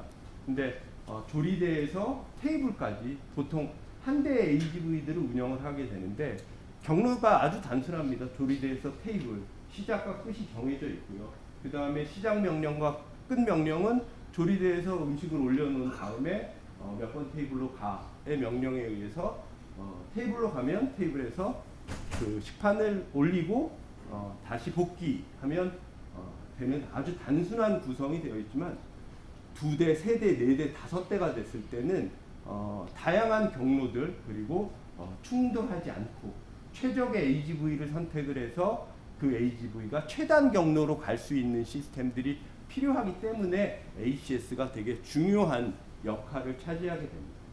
ACS, CCS와 같은 복합의 물류 시스템들이 있다라고 하면 그것들을 또 통합해 줄 수 있는 전체적인 머티리얼을 컨트롤하는 MCS라는 시스템을 가지고 우리가 시스템을 구성을 하게 됩니다. 사실 밑에 있는 하드웨어들은 최근에 ASRS라든지 AGV라든지 컨베이어라든지 하드웨어적으로 만들 수 있는 경고성, 내구성 그러한 것들은 이미 대부분의 하드웨어 업체들이 일정 수준에 올라와 있기 때문에 하드웨어 자체의 성능 자체는 사실은 대동소이하다라고 보시면 될 것 같습니다. 실제로 자동창고 같은 경우는 경쟁력의 근간이 철 구조물이 많이 들어가기 때문에 실제로 철의 원가를 얼만큼 절감할 수 있느냐에 따라서 자동창고는 가격이 결정이 되게 되고요. 나머지에 대한 뭐 모터라든지 스태커 크레인이라든지 그러한 것들은 사실 기술적 그 다음에 가격에서 큰 차별화 포인트들이 없습니다. 그 다음 AGV 같은 경우도 예전에 중국의 업체들이 그 기계를 만들면 품질이 이제 조악하다라고 얘기를 하죠. 근데 AGV를 생산하는 탑 20의 업체 중에 중국의 업체가 15개 이상 있습니다. 근데 실제 이 전기 장치, 전기로 주행하는 차량이죠. AGV가. 그러한 것들이 실제 100대를 만들어 보는 회사, 1000대를 만들어 보는 회사, 10만 대를 만들어 보는 회사, 그때까지 기술력이 도달하기 때문에 실제 중국의 탑5 업체들은 5만 대 이상의 AGV를 생산해 본 경험들을 가지고 있기 때문에 국내 AGV 업체하고는 기술력이 상당히 차이가 납니다. 그래서 가격이라든지 기술은 중국이 조금 더 좋은 상태이고 가격도 낮게 형성이 되고 있기 때문에 중국산이다라고 해서 중국산 예전에 조악했던 그러한 것들을 생각하시면 안 될 것 같고요. 올해 3월에도 그 코엑스에서 있었던 오토메이션 월드 같은 행사에 가보면 중국의 업체들이 다양한 장비를 가지고 나와 있습니다. 근데 그러한 장비들이 결코 성능이 떨어지지 않는다라고 좀 말씀을 드리고 싶습니다. 그 다음 이제 오른쪽에는 창고를 구성하는 시스템입니다. 창고를 구성하는 시스템도 유사합니다. 구성되는 이제 그 기계 장치 제어 시스템들은 유사하게 되고요. 실제 공정 내에서는 ACS나 CCS들이 주를 이루고 있지만 제조 그 창고에서는 실제로 스태커 크레인에 의해서 움직이는 시스템들이 주를 이루게 됩니다. 자동 창고 아까 ACS 같은 경우도 그 최적의 AGV를 선택을 해서 최적의 경로로 움직일 수 있는 것들이 필요하다라고 말씀을 드렸듯이 창고도 최근에는 점점 더 지능화되고 있습니다. 지능화된다라는 의미는 뭐냐면 예전에는 넣고 빼고만 잘하면 됐는데 창고의 크기가 커지다 보니 가까운 쪽은 입출 속도가 빠르고 먼 쪽은 입출 속도가 느리게 되기 때문에 창고의 앞쪽에서 자주 입출을 일으키는 시스템으로 구성하는 것들이 필요합니다. 그러한 기능들이 제어 운영 시스템 안에 탑재가 되어 있어야 실제 효율이 더 높아지게 되고요. 그 다음 WMS나 ERP와의 연계가 필요한 이유들은 사실 WCS는 창고의 입출을 담당을 하고 시키는 일만 하지만 WMS는 실제 우리가 입출고의 오더들을 관리하고 있기 때문에 그 입출고의 오더들을 어떠한 순서로 스케줄링을 하면 효율이 조금 더 배가 될 수 있기 때문에 WMS나 ERP 등과 연계해서 제어의 운영 시스템들을 구성하는 것이 필요합니다. 제가 이러한 그 중요한 사항들을 말씀드리는 것 중에 하나는 실제 물류 자동화 장비들을 도입을 하실 때 이러한 측면을 고려를 하셔서 컨설팅을 받으시고 물류 설비를 기획을 해야 우리 현장에 맞는 자동화 설비들을 도입을 할 수 있다라는 말씀입니다. 사실 컨설팅을 받는 단계에 이러한 절차로 진행을 합니다. 내부 역량이 이것들을 모두 할 수 있다라고 하면 내부에서 하면 좋지만 이 절차들을 우리가 업무를 할 때 업무의 완성도를 위해서 해야 되는 일들이 존재하듯이 우리가 자동화 설비를 도입하는 데 있어서 반드시 해야 되는 업무들입니다. 현황에 대한 물동량 분석, 그 다음에 설계 조건을 수립하고 운영 프로세스를 설계하고 레이아웃을 설계하고 물류 자동화 설계 시뮬레이션, 그 다음에 투자 비용 분석, 그 다음에 구축 계획에 대한 수립까지의 절차들을 모두 다 하나도 빠짐없이 진행을 해야 우리가 투자 대비 효과를 거둘 수 있는 장비들을 선정할 수 있다라고 말씀을 좀 드릴 수 있다. 각 단계에서는 이제 필요한 정보들이고요. 실제 제일 중요한 것들은 사실 여기 보시면 운영 프로세스 설계 부분입니다. 자동화된 장비가 들어오면 생산 설비들의 배치도 일부 바뀌게 될 것이고 그 자동화된 설비에 의해서 운영을 해야 되는 우리가 공장으로 운영하는 업무 프로세스들이 변경이 되기 때문에 저 운영 프로세스들이 자동화 설비와 지금 생산을 하는 프로세스들이 잘 연계돼서 설계될 수 있도록 하는 것들이 필요합니다. LG CNS나 포스코 DX가 잘하고 있는 것들은 그들은 하드웨어 회사가 아니기 때문에 고객의 요구사항에 맞는 운영 프로세스에 맞는 최적의 종류의 하드웨어들 그리고 그것들을 운영할 수 있는데 필요한 최적의 사양, 대수 등을 컨설팅을 해서 고객에게 구축을 하고 있기 때문에 그들이 좋은 품질의 서비스들을 제공하고 있다라고 말씀을 좀 드릴 수 있습니다. 물류자동화 설비 도입하려면 사실은 우리가 그 개념적으로는 머릿속으로 상상을 하고 도면으로 그릴 수는 있는데 그것들이 머릿속에 상상만으로 머무르는 것이 아니라 서로가 기획하는 사람 그리고 보고받는 사람이 어떠한 형상으로 될 것이다 라는 것들에 대해서 서로 공감을 하기 위해서 3D로 모델링을 하는 단계가 제일 중요합니다. 그래서 처음에 저희가 컨셉을 만든다라고 하는데요. 이와 같이 3D로 된 컨셉들을 만들어서 서로가 공유하는 것들이 필요합니다. 이게 정적인 그냥 이미지 형태로 될 수도 있지만 동영상 형태로도 제작을 해서 실제 움직이는 모습들을 서로 공감할 수 있고 우리가 시스템을 도입하면 이러한 형상으로 되겠구나라는 것들에 대해서 같이 공유하고 만들어가는 것들이 필요합니다. 그래서 처음에는 3D를 통한 우리가 도입하고자 하는 시스템에 대한 형상들을 그려서 공유를 하는 것들이 첫 단계에서 해야 될 일입니다. 마찬가지로 이러한 형상을 통해서 그리는 것들이 필요하고요. 사전에 이제 저희는 제안을 드릴 때 이러한 3D의 동영상 형태로 해서 컨셉을 제공하고 실제 구축하는 이미지가 이렇다라고 말씀을 드리고 있습니다. 이러한 3D로 이제 동영상을 제작을 해서 서로의 컨셉을 공유하고 최종 목적 그 구축물에 대한 것들을 공감하는 것들이 필요하고요. 그다음 이제 우리가 컨설팅을 하게 되면 화물의 사이즈라든지 물동량이라든지 그런 것들이 이제 나오게 됩니다. 그러면 실제 시뮬레이션을 해주는 소프트웨어들이 별도로 있습니다. 시뮬레이션을 해주는 소프트웨어들을 통해서 그 정도의 물동량을 처리할 수 있는지에 대한 것들을 검증하는 절차가 필요합니다.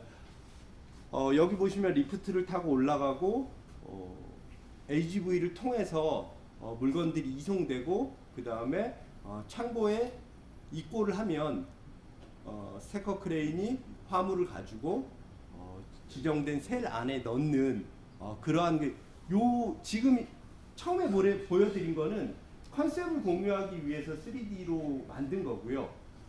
이건 소프트웨어가 코딩에 의해서 이와 같이 시뮬레이션을 해주는 것입니다. 보시면 저 창고는 지금 1열, 2열, 3열, 4열, 5열 정도로 되어 있고요. 5열의 창고에 그 입출을 할 수 있는 속도, 예를 들어서 3열의 창고에서 입출을 할 수 있는 속도들이 다르기 때문에 우리가 가지고 있는 제품의 생산량이 창고에 입고되고 그 다음에 우리가 출하하는 출하량 그러한 것들을 데이터를 집어넣어서 시뮬레이션을 해야 우리가 필요한 창고의 크기들이 나올 수 있기 때문에 별도의 우리의 물동량을 가지고 시뮬레이션 소프트웨어를 통해서 시뮬레이션을 해보는 것들이 반드시 필요한 절차입니다.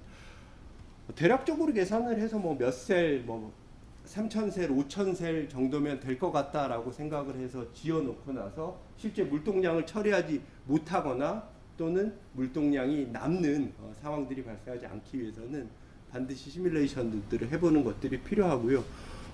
공정 내에서도 마찬가지입니다. 공정 내에서 A 공정에서 나오는 생산 속도들이 있을 거고요. 그것들을 B 공정으로 집어넣는 반송의 시간, 속도, 그 다음에 B 공정에서의 생산 속도에 따라서 투입시켜주는 데이터를 가지고 우리가 도입하고자 하는 AGV 등의 반송 장치들의 대수 또는 속도 그러한 것들을 결정하는 것들이 필요합니다. 공간이 이렇게 넓어지면 실제로 장비들의 배치도 많아지게 되고 운영해야 되는 AGV의 수도 많기 때문에 이 움직이는 것들이 다 시뮬레이션 소프트웨어 상에서 세팅된 값에 의해서 움직이고 있는 것들이고요. 최적의 대수들을 산정하기 위해서 시뮬레이션 소프트웨어들을 돌리고 있는 상황이다라고 보시면 될 것 같습니다. 오른쪽에 보시면 이제 설비의 반제품을 갖다 주고 그 반제품을 생산하고 나온 완제품들을 이송하는 그러한 시뮬레이션을 하고 있는 동영상이다라고 보시면 될 것 같아요. 그리고 왼쪽에 창고 영역에다가 집어넣는 앞장에 보여드린 거와는 다른 그 별도의 시뮬레이션 소프트웨어에 의해서 동작하고 있는 거라고 보시면 됩니다. 아까 전에 이제 두 가지라고 말씀드렸어요. 보관하고 그 다음에 반송하는 자동화 두 개 제조기업에서 주로 쓰는 이제 물류 자동화의 설비인데요. 보관 자동화도 되게 단순합니다. 팔렛 타입으로 보관할 거야, 아니면 박스 타입으로 보관할 거야. 그리고 팔렛 타입으로 보관하는 것들은 최근에 이제 크게 두 가지 정도의 기술. 스태커 크레인, 아까 동영상에서 좀 보셨을 것 같은데 스태커 크레인을 통해서 하는 거, 그 다음에 셔틀을 통해서 하는 방식 크게 두 가지가 있고요. 양쪽에 장단점이 있습니다. 스태커 크레인은 입출 속도가 좀 빠르고 안정적으로 할 수 있다라는 장점이 있고, 셔틀 같은 경우는 보관 용량을 좀 동일한 공간에 보관 용량을 늘릴 수 있다라는 장점이 있습니다. 그다음에 셔틀은 좀 아주 중량물에 대한 것들은 셔틀이 불가능한 상황이라는 좀 단점들도 있고요. 팔렛 타입이 아니라 이제 박스 타입으로 작아지면 똑같습니다. 뭐 셔틀 타입이건 미니로드는 스태커 크레인의 작은 형태라고 보시면 될 것 같고요. 최근에 뭐 유튜브 동영상에서 보셨을 수도 있을 것 같은데 최근에 유행하고 있는 큐브형 자동 창고도 있습니다. 제조기업에서 쓰기는 약간 좀 어려운 제품이기는 한데 유통 쪽에서는 큐브형 자동 창고를 좀 최근에 많이 사용을 하고 있는 추세입니다. 스태커 크레인 창고는 지금 왼쪽에 보시는 것처럼 움직이게 되고요. 지금 이제 화물을 가지고 안쪽으로 들어가고 있는 게 스태커 크레인이고요. 앞쪽에서 이제 화물을 분배해주는 스태커 크레인까지 갖다 줄 수 있는 RGV나 AGV들을 사용을 하고요. 화물을 스태커 크레인이 받아서 지정된 위치에 이제 보관을 하게 되는데요. 보시면 이제 종단면으로 사용을 하고 있습니다. 스태커 크레인은 종단면으로 사용하는 방식이다라고 보시면 될 것 같고요. 오른쪽에는 이제 셔틀입니다. 셔틀은 마찬가지로 팔레트를 들고 이동을 하고 종단면으로 쌓아놓고 있습니다. 그러다 보니 화물의 높이에 따라서 1층, 2층, 3층, 4층, 5층 이렇게 셔틀 창고는 구성을 좀 할 수 있습니다. 그래서 조금 더 그 공간의 효율들이 높아지는 장점이 있고요. 스태커 크레인이 고장이 나게 되면 이 종단면의 셀들의 제품 원자재를 빼기가 어려운 상황이 발생을 하는데요. 셔틀이 고장 나더라도 다른 층에 있는 셔틀이 와서 일을 할 수도 있고 셔틀의 스페어를 바로 투입을 하면 효율이 조금 떨어질 수는 있으나 가동 자체가 안 되는 상황은 막을 수 있는 제품이다라고 보시면 될 것 같습니다. 우리의 입출 속도, 제품의 속도, 무게 그러한 것들을 고려해서 셔틀이 적합한지 스태커 크레인이 적합한지에 대한 것들은 우리가 보관하고자 하는 생산하는 제품의 특성에 따라서 조금 달라질 것 같습니다. 하드웨어 종속적인 업체를 부르면 스태커 크레인을 만드는 회사는 스태커 크레인만 만들고요. 셔틀을 만드는 회사는 대부분 셔틀을 만듭니다. 그러면 하드웨어 업체를 불러놓고 나면 셔틀 제품을 계속 권고를 하게 되고 스태커 크레인 제품을 권고하게 되니 앞단에 우리가 충분히 내부의 검토든 또는 컨설팅 업체의 도움이든 우리가 그 스태커 크레인이냐 셔틀이냐에 대한 것들을 명확하게 인지하고 업무를 진행을 해야 됩니다. 아까 전에 말씀드린 이제 그 큐브형의 창고인데요. 큐브형의 창고는 사실 유통 쪽에서 보시면 공간의 효율을 극대화할 수 있는 장점이 있습니다. 그리고 저 위에 로봇들이 다니면서 이제 박스를 꺼내게 되는데요. 실제로 저 박스들이 뭐 10단, 16단 형태에 쌓이게 되는데 밑에 있는 물건을 꺼내려면 다른 것들을 다 빼놓고 밑에 있는 그 박스를 꺼내는 방식이다 보니까 속도가 조금 느린 단점은 있습니다. 근데 아주 많은 제품들을 보관하는 데 있어서는 효율이 높기 때문에 유통에서 많이 사용을 하고 있고요. 박스를 작업자의 위치까지 갖다 주기 때문에 작업자가 피킹을 하기 쉽다라는 장점이 있습니다. 그래서 유통사들에서 지금 최근에 많이 사용하고 있는 제품이다라고 보시면 될 것 같고요. 제조 쪽에서는 사실은 이제 뭐 그 공구들을 만드는 회사에서 이런 것들을 많이 검토를 하고 있고요. 최근에는 뭐 유통 말고 의료 쪽에 병원에 이제 그 수술용 자재라든지 그러한 것들이 제품 수가 많기 때문에 청결한 상태로 관리하기 위해서 이러한 창고들을 사용을 하고요. 근데 단점이 무게 단점이 있어요. 최대 적재 중량이 한 30kg 정도뿐이 안 되기 때문에 다품종의 소량을 보관하는데 좀 장점이 있다라고 말씀을 드릴 수 있습니다. 이제 반송을 위한 AGV들이 있는데요. AGV는 두 가지로 나눠서 보시면 됩니다. 주행을 하는 부분하고 그 다음에 우리가 로딩, 언로딩을 하는 두 가지 부분으로 나눠서 보시면 되고, 주행하는 기술들은 이제 뭐 다양합니다. 뭐 QR을 붙여서 다니거나 레일을 주행하거나 또는 라이다 센서를 이용해서 맵을 그리거나 하는 방식들이 있는데요.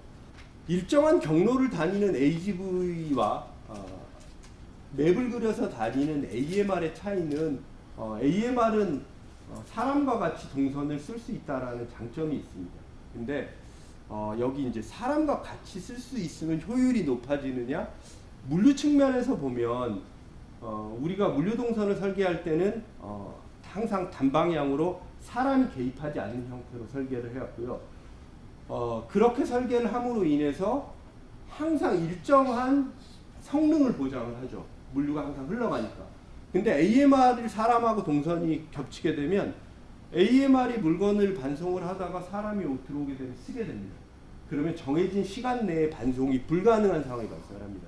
그래서 실제로 그러한 것들은 생각을 하지 않은 상태에서 AMR은 사람하고 같이 공간을 쓸 수 있으니 효율이 올라갈 거야 라는 건 공간의 효율 측면이고, 반송의 적시성 측면에서는 현저히 떨어지기 때문에 실제 우리가 반송하는 제품, 반송 시간 등을 고려해서 주행은 AGV를 선택할 건지 AMR을 선택할 건지 그런 것들을 좀 고민을 하셔야 되고요.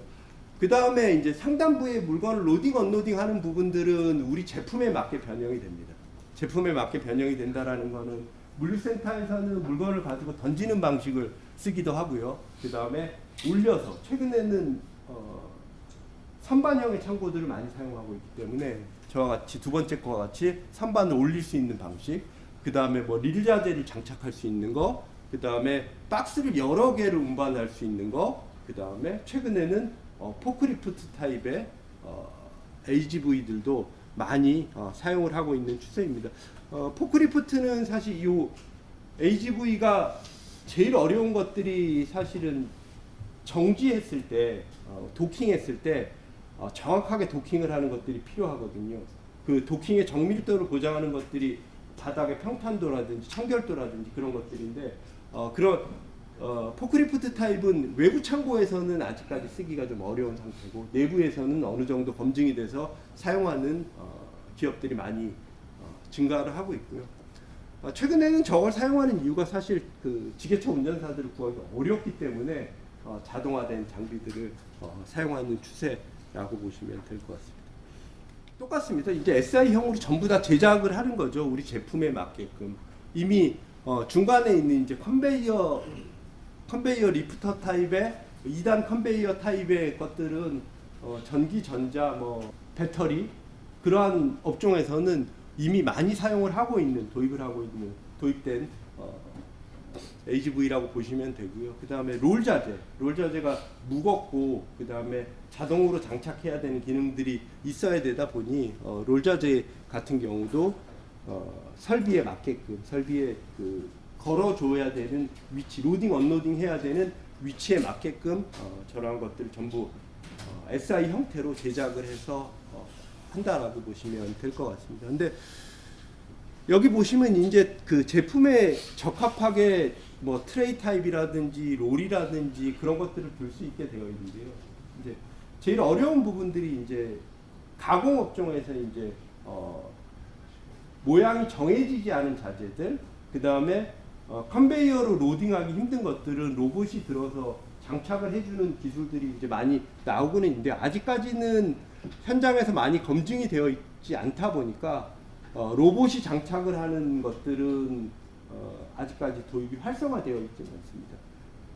근데 지금 보시는 이제 AGV들은 현장에서 이미 검증이 끝난 제품들이기 때문에 도입을 하기는 어렵지는 않습니다. 근데 한 대, 두 대는 그냥 하드웨어 측면에서 도입이 가능하지만 여러 대를 도입을 할 때는 이거 플러스 시스템 관점에서 고민을 하셔야 된다라고 말씀을 좀 드리고 싶고요. 잠깐 동영상 좀 볼까요? 여기 아까 전에 말씀드린 이제 저상향의 선반 타입을 들고 다니는 그러한 것들은 보시면 저기 선반을 들어 올려서 지금 이동을 하고 있고요. 이러한 선반형 타입의 저상형의 AGV들은 제일 쌉니다. 아주 낮은 가격대로 되어 있고요. 왜냐하면 쟤네는 제품형으로 생산을 할 수 있습니다. 그러니 그 저거 하드웨어를 만드는 업체들이 대량 생산, 제품형으로 생산하고 있기 때문에 저런 AGV들은 도입할 때 가격이 좀 싸다라고 보시면 될 것 같고요. 이러한 AGV들은 사실은 그 제품의 보관 반송용 용기에 맞춰서 제작된 설비들이기 때문에 사실 특수 제작된 설비라고 보시면 돼요. 그래서 조금 더 비싸다라고 보시면 될 것 같습니다. 그다음에 고장나면 어떻게라고 생각하시죠? 여기는 사람이 탈 수 있고 자동으로도 주행할 수 있는 두 가지 방식으로 다 사용을 할 수 있는 지게차 타입의 AGV이고요. 이게 아까 전에 말씀드린 대로 주행은 다 어느 정도 일정 성능에 올라와 있기 때문에 지게차형도 이미 주행 성능, 그 다음에 지게차 타입으로 운용을 하는 데들은 문제는 없습니다. 근데 정밀도에 따라서 AGV가 도킹한 이후에 저 지게차의 포크발이죠. 포크발이 들어가야 되는 위치를 결정할 때 단순한 센서로 할 수도 있고 비전으로 할 수도 있는 여러 가지 기술들이 있는데요. 그것들이 이제 비전으로 하게 되면 조금 더 고사양의 높은 가격대를 형성을 하게 되고요. 비교를 하실 때는 반드시 하드웨어가 동일한 사양이 되게끔 비교를 하셔야지 센서로 하는 것과 비전으로 하는 것 반드시 성능 정밀도의 차이가 나기 때문에 그 정밀도에 대한 고민들은 좀 하셔야 됩니다. 그 다음에 얘는 뒤에가 없고 슬림한 타입이기 때문에 높은 곳에다 보관을 할 수는 없습니다.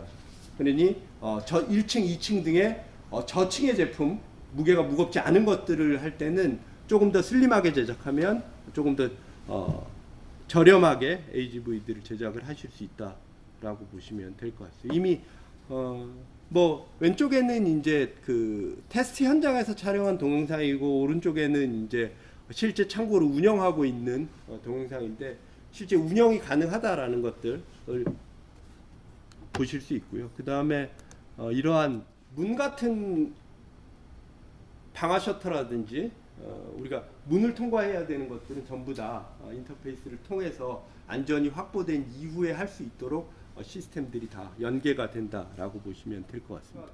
그 하드웨어는 간단하게 동영상도 보이고 두 종류, 반송용 그 다음에 보관용을 말씀을 드렸고요. 솔루션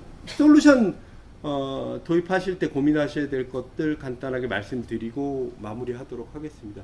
아까 전에 이제 AGV는 이제 대수가 많아질수록 두 가지 최적 알고리즘 기반으로 경로가 탐색이 돼야 되고 최단거리의 AGV를 선정해서 할당해야 됩니다. 그러니까 제일 가까운 놈을 찾아서 너 여기서 여기까지 가라는 명령들이 내려갈 수 있는 알고리즘이 적용이 되어야 하고요.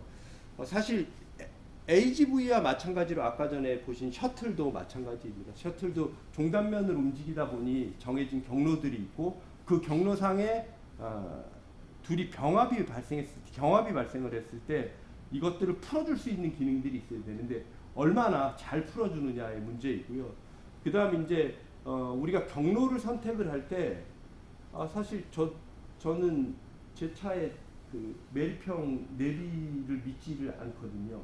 항상 티맵을 키고 다니는데 메리평 현대차의 매립형 팀의 그 내비는 경로를 항상 좀 더 멀게 갖춰주더라고요. 그러니 마찬가지로 그것들이 이제 경로를 선정하는 데 있어서 좋은 알고리즘이 탑재되어 있는 그러한 ACS들을 선택하는 것들이 필요하고요. 자동으로 충전을 당연히 모두 다 제공을 합니다. 근데 보통은 AGV를 현장에서 운영할 때는 한 70% 정도로 세팅을 해서 효율을 70% 정도 세팅을 해서 운영을 하는 그러한 시스템들을 선택을 합니다. 제일 중요한 거는 ACS를 얼마나 많이 그 고객사에 딜리버리 해봤느냐가 중요합니다. 그러니까 많이 해봤는데 뭐 5대 미만으로 한 10번 해봤다라고 하면 그게 10대 20대 되면 통제가 안 될 가능성이 좀 높고요. 그런 측면에서 이제 국내 업체들이 ACS의 기술력은 좀 떨어지는 편인데요. 두 가지가 또 있습니다. 국내 업체는 ACS가 안 좋은데 그 외산의 업체들은 ACS가 좋은데 그 ACS도 솔루션이다 보니 이 솔루션을 구축하는 업체의 역량에 따라서 잘 구축할 수 있느냐 없느냐도 그 선택하시는데 고민의 요소가 되셔야 됩니다.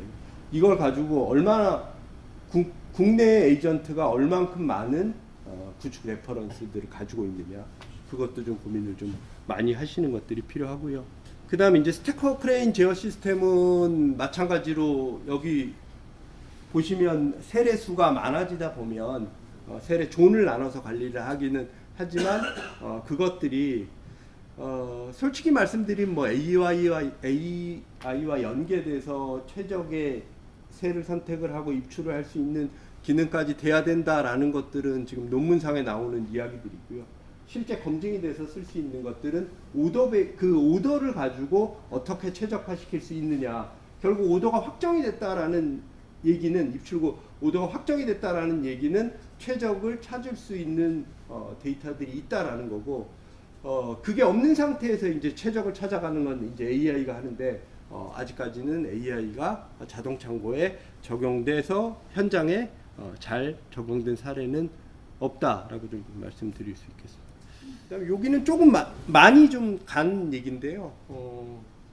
복합의 물류 장치들을 사용합니다. 그러니까 큰 공장 같은 경우는 반도체 공장 같은 경우는 위에 OHT가 다니기도 하고 밑에 AGV도 다니고 그 다음에 공정 내 버퍼 창고들 스토커들이 많다 보니 A 공정에서 B 공정으로 가는 경로상에 스토커, OHT, AGV 다양한 물류 장치들을 거칠 수 있는데 그것들의 이제 최적 경로를 만들어 줄 수 있는 것들이 필요하고요.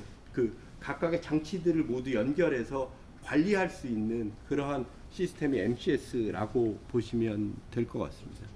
사실 이러한 기술들은 이미 반도체는 풀 자동화가 된 지 벌써 한 20년이 넘었기 때문에 거기서 검증된 그 솔루션들이 이제는 일반 제조까지 내려오고 있는 단계 그리고 국내에서는 뭐 전지나 태양광이나 이러한 좀 급격하게 성장하고 있는 제조 기업들은 이미 도입을 많이 하고 있는 추세라고 보시면 될 것 같습니다. 창진도 WMS 솔루션을 가지고 있는데요. WMS는 우리가 창고를 운영할 수 있는 솔루션이고 이것들은 수동 창고건 자동 창고건 운영을 할 수 있는 기능을 가지고 있는 부분들이 WMS라고 보시면 될 것 같고 WCS는 실제 장비의 입출을 제어하는 그러한 시스템이 WCS입니다. 근데 최근에는 또 그 WCS들이 밑에 하단에 이제 컨베이어라든지 그 다음에 아까 전에 그 투입을 분배해주는 RGV라든지 그런 경로들이 점점 더 복잡해지고 있기 때문에 WCS가 그러한 하위의 장치들하고 잘 연계되는 것들이 필요하고요. 최종적으로는 이제 이렇게 구축된 그 물류 장비들을 실시간으로 모니터링하는 것들이 필요합니다. 운영을 하기 위해서는 그러면 사실 창고나 물류 장치들은 생산 설비와는 조금 다르게 입체적으로 구성이 되어 있다 보니까 최근에는 디지털 트윈을 통해서 물류 장치들을 모니터링하는 그러한 솔루션들로 최종 관제하고 모니터링하고 운영하는 솔루션들입니다. 사실은 저희 미라콤이 가지고 있는 디지털 트윈 기반의 3D 솔루션이고요. 사실 개발하기 되게 어려웠습니다. 객체들도 워낙에 많다 보니까 그래서 이러한 디지털 트윈을 사용하는 데들은 대부분 게임 엔진을 사용합니다. 게임 엔진이 1인칭 시점에서 움직이면 이 3D로 렌더링 되는 것들이 그 정말 많은 맵서부터 해서 해야 되는 데이터들이 많은데 그것들을 처리하면서 기술이 올라갔기 때문에 그 기술을 지금 그 제조업의 디지털 트윈 솔루션들이 사용한다라고 보시면 될 것 같습니다. 저는 원래 LG 두산 그리고 지금 미라콤에서 MES 중심의 스마트 팩토리를 한 20년 넘게 해왔는데요. 고객들 정말 많이 만나봤습니다. 고객들 많이 만나봤는데 최근에는 이제 진짜로 MES와 물류 자동화를 포함해서 이제 스마트 팩토리를 고민하는 기업들이 좀 많이 늘었고요. 그다음에 뭐 도입을 하신 기업들도 있을 것 같아요. AGV 한두 대를 도입을 해서 썼는데 확장을 하려고 보니까 이제 안 되는 거죠. 자재 준비실에서 라인까지의 공급은 한두 대로 우리 그 식당에서 하는 것처럼 했는데 한 10대쯤으로 해서 자재 공급실은 같이 쓰고 라인에다 효율적으로 공급하려고 하다 보니 ACS를 어떻게 구성해야 될지 몰라서 저희한테 그 컨설팅 의뢰를 맡기는 그 고객들이 좀 있는데 사실 좀 시간이 늦었던 거죠. 앞단에서 고민을 하시고 확산까지 고민을 해서 도입을 검토하시는 게 필요할 것 같습니다. 예, 다 말씀드렸고 질문 있으면 받도록 하겠습니다. 제가 아 예. 현장에서 저희가 이제 그 질문도 하고 답도 듣긴 했는데 오늘 보여주신 그 물류 솔루션들의 뒤에 이제 실내에서 네. 운용하는 사례들을 많이 보여주는데요. 혹시 실내는 어떻게 보고 계세요? 실내로 하면은 어쨌든 실내에서 바깥으로 나가가지고 이게 이제 실내 환경이 약간 실내랑 틀려서 네. 이제 뭐 조명 문제도 좀 있고 그다음에 또 야간 문제도 좀 있고 그런데 그런 것들은 좀 어떻게 해결책이 있을까요? 실외는 사실은 이제 우리가 POC를 하고 확산을 하고 하듯이 실외는 아직까지 이제 제조업에서 실외는 시도하고 있지 않는 단계인 것 같고요. 고민하시고 답을 누군가 사실 제조기업에서는 생산이 끊이지 않도록 해야 되는데 도입을 했는데 맨날 죽는다라고 하면 도입을 할 수 없으니 아직까지는 도입이 활성화되어 있지는 않고요. 대신 뭐 진짜로 야드에서뿐이 작업을 못하는 뭐 항만이나 그런 데들은 도입은 되어 있죠. 컨테이너를 운반하는 그런 비이클들을 통제하는 거기는 FMS라고 하는데 플리트 매니지먼트 시스템이라고 하는 매니지먼트 시스템이라고 하는데 그건 이제 그런 영역에서는 반드시 해야 되니까 가능한데 제조 영역에서는 조금 고민입니다. 사실 이제 제가 조금 구체적으로 말씀드리면 제가 이제 좀 도와주는 회사는 그 여러분 그 창호 아시죠? 아파트에서 네. 쓰는 고급 창호 샤시? 네. 그거를 만드는 회사인데 그 만든 물건들이 외부에 적재될 수밖에 없거든요. 네. 내부에 할 수가 없어서 그래서 이제 내부와 외부를 왔다 갔다 해야 되는데 이게 100% 이제 수동에 의한 포클리프트로밖에는 안 되는데 말씀하신 것처럼 사람을 투입하는 게 점점 어려워지고 있어서 자동화에 대한 욕심이 있으나 기술이 좀 못 따라가는 것 같아서 네, 생각을 해봤습니다. 예, 아직 실외에서 이제 하는 것들은 좀 어려운 상황이다라고 보시면 될 것 같고, 근데 뭐 일단 정지적 밀도가 높지 않아도 되는 제품의 형태이기 때문에 뭐 POC를 해보고 그리고 확산하는 것들은 가능은 할 것 같습니다. 그러니까 정지적 밀도가 높으면 되게 어려워지는데 그게 창호라고 하면 뭐 조금 틀어져서 쌓이더라도 상관이 없기 때문에 실외도 가능하지 않을까. 희망을 가져볼 만하네요. 네. 하나.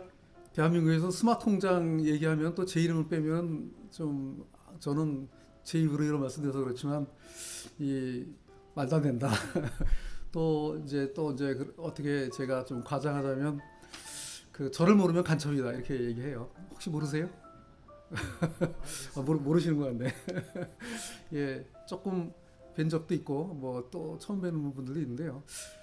저는 이렇게 말씀드리고 싶네요. 오늘 이제 스마트 공장이라는 게 뭐 실은 뭐 대단히 폭넓은 주제를 담고 있는데 기본적으로 이제 디지털 기술들도 있고 여태까지 대한민국은 지난 한 10년 동안 주로 이제 뭐 MES라든가 ERP라든가 이런 디지털 기술 중심으로 해가지고 기초 단계 뭐 이런 거 하고 그 다음에 이제 최근에 조금 거기서 올라가는 이제 고도화 단계 넘어오는데 오늘 제가 이렇게 전반적으로 들어보니까 특히 같은 자리에서 이렇게 물류라든가 창고 또 내부 물류 이런 자동화를 같이 다룬 것이 그런 면에서 상당히 이제 의미가 있었던 것 같아요.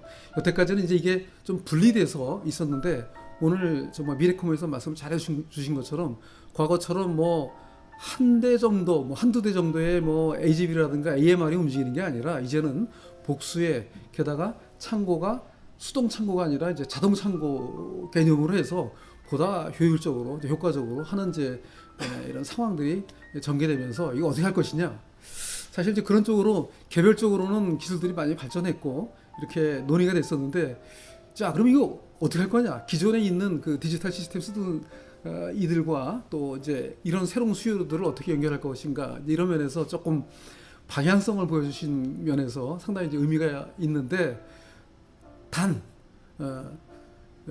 앞에서 우리가 저 뭐 AAS 얘기도 좀 잠깐 했고 그랬습니다만 이게 저절로 되는 것 같지는 않다. 이제 그런 것들이 상당히 의미가 있는 것 같고요. 그런 면에서 좀 처음부터 좀 제대로 좀 따져보고 이제 기획도 좀 해야 되고 하는 시대를 우리가 좀 맞는 것 같아요. 그래서 아마 이 자리에는 두 부류의 기업에서 오셨다고 보는데 대체로 다 중소기업 또 중견기업에서 오셨을 거로 보고요. 그런데 여러분들이 조립 중심의 사업 하시는 분들 쪽에서 많이 오셨을까요? 아니면 좀 가공도 하시는 회사에서 오셨을까요? 아니면 둘 다 하실까요? 먼저 조립 쪽에서 오신 분들 계실까요? 아, 오케이. 조립 쪽. 혹시 가공 쪽 하시는 분들 있을까요? 뭐 사출이라든가 뭐 둘 다 하시는구나. 둘 다 하시는 분들. 오케이. 둘 다 하시는 분들은 오늘 이 자리에서 뭐 짧은 시간이지만 이렇게 말씀 나누는 것도 상당히 좀 이렇게 유익할 것 같네요. 그렇죠? 그러니까 전형적으로 가공도 하시고 그다음에 이제 조립도 하고 그리고 이제 그거를 하기 위해서 그 내부에서 이제 부품들이 적정하게 이렇게 공급도 되게 되고 이런 회사고요. 혹시 가공을 전문적으로 아까 하신다는 회사 계셨죠? 혹시 뭐 어떤 소재 쪽 뭐 그러니까 금속을 가공하거나 또는 우리는 사출 같은 것도 이제 가공 쪽으로 예를 들어서 뭐 거의 대다수가 가공과 조립이 포함되어 있는 둘 다. 그렇군요. 예. 사실 제가 이제 이런 강의를 많이 하면서 우리가 말하는 이 제조 산업을 그냥 크게 딱 분리하면은 결국은 가공과 조립이다 이렇게 이제 설명하는데 별로 저한테 아닙니다 하고서 이렇게 대드시는 분들이 없더라고. 그래서 대체로 이제 서로 이제 소통할 때 편리해서 제가 이제 이렇게 크게 나누는데 실제로는 이렇게 단순하게 분류는 안 되죠. 사실 같이 하죠 대부분. 근데 이제 어느 걸 더 좀 중심으로 하느냐 이제 이런 말씀들을 이제 드리는 중이고 제가 이제 이 말씀을 또 사실 좀 드리는 이유 중에 하나는 여러분 어떻게 보세요? 조립과 만약에 내가 조립 중심으로 한다. 저도 이제 뭐 굉장히 많은 회사들을 뭐 자문하고 있는데 조립 중심으로 하는 회사들은 뭐가 많이 필요하죠? 사람이 많이 필요해요. 기본적으로 여전히 물론 우리가 뭐 한쪽에서는 뭐 옵티머스 얘기하고 휴머노이드 로봇이 나와가지고 뭐 해결할 것처럼 얘기하지만 정말 먼 얘기죠. 그러니까 여전히 사람 작업자의 힘들이 많이 필요하고 그런 분들이 참여를 해야 되는데 아시다시피 바깥에 나가면 당장 산업 현장들은 많이 바뀌고 있죠. 계속 인건비는 또 올라가고 또 여러 가지 그 회사의 조건, 일하는 조건들은 좀 더 힘들어지는 상황인데 그래도 상대적으로 가공 쪽은 어떤가요? 가공 쪽은 그래도 약간 이제 경쟁력이라는 면에서 만약에 우리가 간단하게 중국하고 한국을 딱 비교하면 조립은 제가 봤을 때는 정말 1대1로 비교하면은 여지가 별로 없는 것 같아. 정말 특별한 게 없으면은 정말 여지가 없는 거죠. 왜냐면 뭐 중국도 물론 인건비가 많이 올라왔지만 그래도 한국에 비해서는 싸잖아요. 그렇죠? 물론 이 사람들이 우리보다는 생산성이 좀 떨어진다 그래도 좀 저렴한 인건비로 조금 더 많은 사람을 쓰고 그러면 우리가 정말 이겨내기가 쉽지 않아서 고민을 굉장히 많이 해야 되는 상황인데 가공은 어떤가요? 각오는 조금 여력이 있는 것 같아요. 어떤 쪽에서는 그래도 중국에서 하는 것보다는 우리가 공법도 조금 나은 공법도 있고 뭐 또 어떤 좀 차별화된 기술도 가지고 있고 그런데 그런 면에서 이제 이런 또 우리가 스마트 공장이라든가 스마트 제조 기술을 쓰면은 어쨌든 간에 그 경쟁력을 조금 이렇게 유지하면서 경우에 따라서는 격차도 벌리면서 나갈 수 있지 않는가 제가 이제 그런 말씀을 이제 드리고 싶고요. 그런 면에서 그 이제 오늘 얘기했었던 특히 이제 물류라든가 이런 자동화, 특히 물류 자동화, 특히 창고 이런 것들은 좀 이멀징하는 그런 이제 수요가 아닌가 이제 싶어서 한번 또 다시 말씀드려봤고요. 여러분 요즘 하루가 다르게 AI 얘기가 등장하는데요. 특히 지금 이 AI가 제조와 비제조를 나눠놓고 얘기하면 비제조 쪽은 정말 응용할 수 있는 것들이 정말 하루가 다르게 많이 나오는 것 같아요. 특히 뭐 사무직 업무라든가 또 이러한 비제조 쪽의 프로세스, 예를 들면 금융이라든가 또 뭐 오프라인, 온라인의 어떤 뭐 이커머스라든가 이런 쪽에서는 이런 AI의 응용 같은 것들이 정말 마케팅 이런 쪽에서는 놀랍게 늘어나고 있는데 여러분 제조 쪽의 AI는 어떻게 생각하시죠? AI가 우리 쪽에서 굉장히 많이 쓰인다? 이렇게 생각하시나요? 아니면 아직은 좀 방송에서 나오는 것과 좀 다르게 여전히 잘 좀 모르겠다 이렇게 생각하시나요? 네. 저희 같은 경우는 검사 공정은 AI가 점점 그렇죠. 검사 AI에 의한 비전은 상당하게 다르게 성장하고 있는 근데 나머지 공정에서는 아직은 말씀드리기가 좀 그렇죠. 네. 네, 좀 선행적 관리, 모니터링 하는 데서 사람이 안 봐도 AI가 좀 워닝을 주거나 이런 것까지는 되는데 네. 그 외에 나머지 아직은 AI의 효과를 보는 부분은 지금 AI를 우리가 이제 얘기할 때 저는 참고로 그냥 AI를 편리상 1세대, 2세대, 3세대 이렇게 얘기를 하고 있습니다. 물론 어떤 분들 AGI 해서 뭐 제너럴 AI도 얘기하지만 그러니까 지금 말씀하신 게 바로 전형적으로 그 딥러닝에 의해서 머신러닝을 시켜서 이제 기본적인 학습을 시켜서 사람들이 막 일일이 검사하던 거, 눈으로 확인하던 거, 뭐 이런 것들을 이제 뭐 카메라가 됐던 센서에다가 그거를 학습시켜서 사람 대신에 하니까 훨씬 효과가 좋다. 근데 이게 이제 대체로 1세대 정도에서 할 수 있는 일도 됐고 굉장히 많은 영역에서 이제 사례들이 나오고 우리 이제 창진에서도 꼭 비슷한 건 아니지만 이런 이제 AI를 응용해서 이제 적용할 수 있는 그런 이제 사례들도 조금씩 이제 선보이고 있는데 그런 수단이 있는 것 같아요. 그래서 아마 제가 그냥 거의 단언코 얘기할 때 검사를 이제 사람이 하는 것들은 그냥 AI를 어떻게 한번 써볼까 이렇게 한번 도전하시면 또는 접근하시면 어떨까. 그러니까 오늘 얘기했던 게 디지털 기술이 있었는데 이 디지털 기술을 가지고서 고도화 시키려고 하시면 예를 들어서 정부 사업을 뭐 지원받아 가지고 이런 고도화 사업으로 가겠다. 사실 그 단계에서만 하시면은 이제 분명히 무리가 있는데 여기다가 이러한 수준의 제가 말씀드렸던 검사를 또는 일부는 또 시험을 이런 AI의 어떤 기본 성능을 적용한 기법을 쓰면은 이제 고도화 영역으로 인정받을 수 있는 수준의 스마트 공장 그런 사업들을 좀 추진할 수 있지 않을까 이제 생각이 듭니다. 근데 그거 말고 또 뭐가 있을까요? AI가 할 수 있는 일들이 아까 이제 대표님께서 조금 그런 말씀 해주셨는데 지금 약간 버벅거리긴 하지만 제가 저쪽에 창진에서 우리 지금 그 사출 쪽에서 벌어지는 일들을 실시간으로 이렇게 뭐 프레셔도 있고 온도도 있고 뭐 이렇게 하고 있는데 이놈을 가지고 지금 어떤 일을 하는가 봤더니 지금 온도가 이렇게 나오는데 이 상태로 가면 앞으로 어떻게 될 것이다 이걸 지금 보여주고 있거든요. 이거 어떻게 생각하세요? 우리가 예측 이렇게 얘기하거든요. 근데 사실은 이제 우리가 이런 생각을 오래전부터 했는데 저는 창진이 이런 솔루션을 냈을 거라고 사실 오늘 사실 기대를 못했는데 여기 이제 보여줬더라고요. 네. 이제 이런 일들이 이제 많이 생길 거라고 저는 예상을 하고요. 조금 전에 말씀하셨던 것처럼 단순하게 학습시킨 거를 가지고서 이 마우스가 잘 만들어졌냐 안 만들어졌냐 이걸 검사하는 것뿐만 아니라 우리가 지금 활동하고 있는 어떤 공정이 됐든 어떤 뭐 활동이 됐든 근데 이 다음이 어떻게 될 거지? 이거를 우리한테 이제 알려주는 이런 영역들이 굉장히 앞으로 우리가 고도화라고 하는 이름으로 스마트 통장 활동에서 좀 도전해 볼 수 있는 일들이 아닐까 이렇게 생각됩니다. 혹시 여러분은 어떻게 생각하시나요? 혹시 그런 영역 또는 우리가 그런 쪽에서 좀 고민하는 게 있다. 뭐 혹시 이런 게 있으실까요?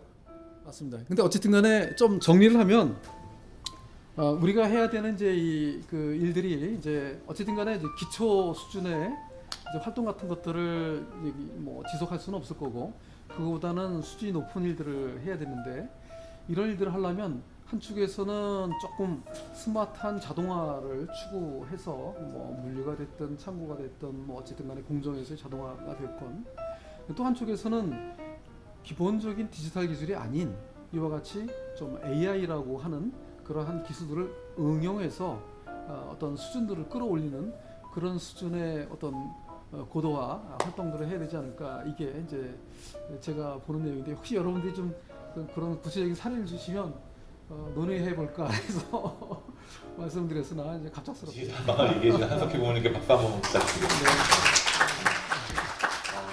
한석희 고문님하고는 제가 그 서울에서 한 달에 한 번씩 그 라운드 테이블이라고 해가지고 리더스 테이블이 있는데 한 달에 한 번씩 주제를 정해서 좀 논의하는 게 있어요. 그래서 혹시나 관심을 가지시는 대표님들이나 계시면 서울절에 사당에 있는 제 사무소실에서 아니면 뭐 다른 공간도 되니까 이제 제가 공유를 좀 드릴게요.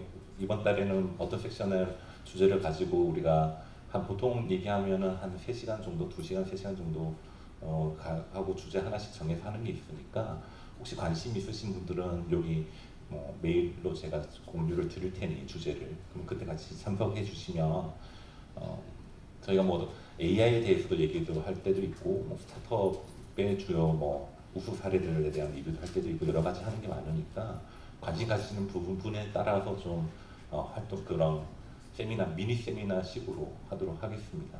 그래서 오늘 저희가 준비한 거는 여기까지인데요. 아까 한국민께서 말씀드렸지만 저희가 맨 처음에 2015년도에 MS를 도입하고 뭐 이제 할 때만 해도 사실은 중소기업 중에선 저희가 한 2, 3년 앞서가는 느낌이었거든요. 상당히 빨리 도입했고 다른 회사보다 잘한다고 자신을 했는데 어느 순간 보니까는 저희가 한 3개월 앞서가나 이런 요즘 들어서 그 느낌밖에 안 들어요. 그만큼 많이들 이제 이 시스템에 대한 고민도 많이 하시고 도입도 하시고 과거보다는 더 열심히 쓰시는 기업들이 많아진 건 맞는 것 같고요.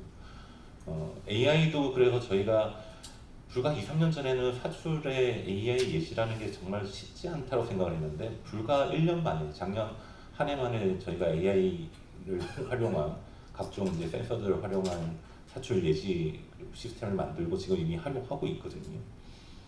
그래서 이제 저게 뭐에 도움이 됐냐 하면은 저희 같은 회사 같은 경우는 회수율이 확실히 올라가더라고요. 설비 가동률이 사전에 예시가 돼서 압력이라는 변화의 이슈가 생길 것 같다 해서 가서 확인을 하고 점검을 하고 이런 것들을 통해서 스탑되고 나서 그러니까 정지되고 나서 가서 고치는 시간이 줄고 정지 전에 설비 보존 시간, 보존 타임에 그냥 계획된 정지죠. 계획된 정지 기간 안에 수리나 사전 관리가 되니까 전체 설비의 해수율이 상당히 높아지는 효과는 있는 것 같습니다. 그리고 플러스로 품질의 불량률도 더 떨어지고 있고요. 저희가 제품마다 다르긴 하지만은 고객사에 공급하는 제품들 중에 대표 제품 같은 경우는 저희가 한 150 ppm 정도거든요. 불량률이 상당히 적죠. 그러니까 공정 불량률 얘기하는 겁니다. 고객사 불량률은 저희는 보통 2 ppm 정도니까. 그래서 150 ppm 정도 품질 관리가 되면요. 정말로 생각보다 많이 남습니다. 보통 그 정도 안 되잖아요. 보통 다른데 보통 뭐 프로 단위 뭐 0.1% 불량 나요. 뭐 이런 프로 단위 얘기를 하는데 저희는 뭐 150 ppm, 지금 저희 타겟은 100 ppm이거든요. 과거에는 사실 불가능하다 생각을 했는데 이런 설비 예전이나 AI나 어떤 자동화 이런 걸 통해서 가능성을 보고 달려가고 있습니다. 또 하나는 그건 있어요. 저희도 이제 아까 물류 자동화 했는데 자동 창고를 저희가 이번에 받은 그 정부 과제 자금을 가지고 하반기에 저희 회사에 조그마한 중소기업형 소형 물류 자동 창고를 만들 겁니다. 그래서 혹시나 내년 상반기쯤 되면 저희 회사 오픈을 하면 오시면은 또 자동 창고를 보실 수 있는데 이런 스마트 팩토리를 하는 이유는 딱 하나잖아요. 저희 원가 제조 원가 경쟁력을 확보하기 위해서 하는 거고요. 그래서 자동 창고를 만드는 거가 제가 아무리 생각해도 사람 쓰는 것보다는 느릴 것 같아요. 사실은 사람을 쓰는 것보다 택타임 이런 건 느릴 것 같은데 문제는 첫 번째는 실수 잘 안 할 것 같고요. 그리고 두 번째는 사람은 점점 못 구하거든요. 가면 갈수록 단순 현장직이 저희가 이직률이 그러니까 고용하는 퇴사율이 제일 높은 데가 자재반입니다. 자재 물류반의 현장직이 제일 많이 그만두거든요. 본인들도 하다가 지겨워서 그만두더라고요. 그래서 이것 때문에 이제 가면 갈수록 사람을 못 구하기 때문에 우리는 자동화를 할 수밖에 없다는 생각을 가지고 그래서 물류 창고를 사실은 아무리 계산해도 BP 정부 자금 안 받았으면 안 나올 것 같다는 생각이 들었는데도 불구하고 제가 먼저 선도적으로 한번 해볼 겁니다. 해서 어떤 효과들이 있는지 실제로 자동 창고를 만들었을 때 사실 저희 회사 오신 분도 계시지만 자동 창고 만들 만한 그 정도 양은 아니거든요. 근데도 한번 해보는 거는 좀 선도적으로 저희가 해봐서 이 자동 창고 했을 때 장점은 무엇인지 그리고 반대로 리스크는 무엇인지 그리고 아까 저기 미라콤에서 말씀하신 것처럼 그 자동 창고에 대한 우리 그런 프로세스를 그 단계대로 우리가 한번 해봤을 때 어떤 부분이 어려운지 이런 것들을 또 저희가 공부가 되면 다음번에 또 그거를 공유할 수 있는 자리를 하도록 하겠습니다. 오늘 세미나는 이걸로 마무리 드리고요. 혹시나 지금은 생각 안 났지만 궁금한 사항이나 이런 게 있으면 저희한테 메일로 문의를 주시면 적극적으로 대답을 해드리도록 하겠습니다. 감사합니다.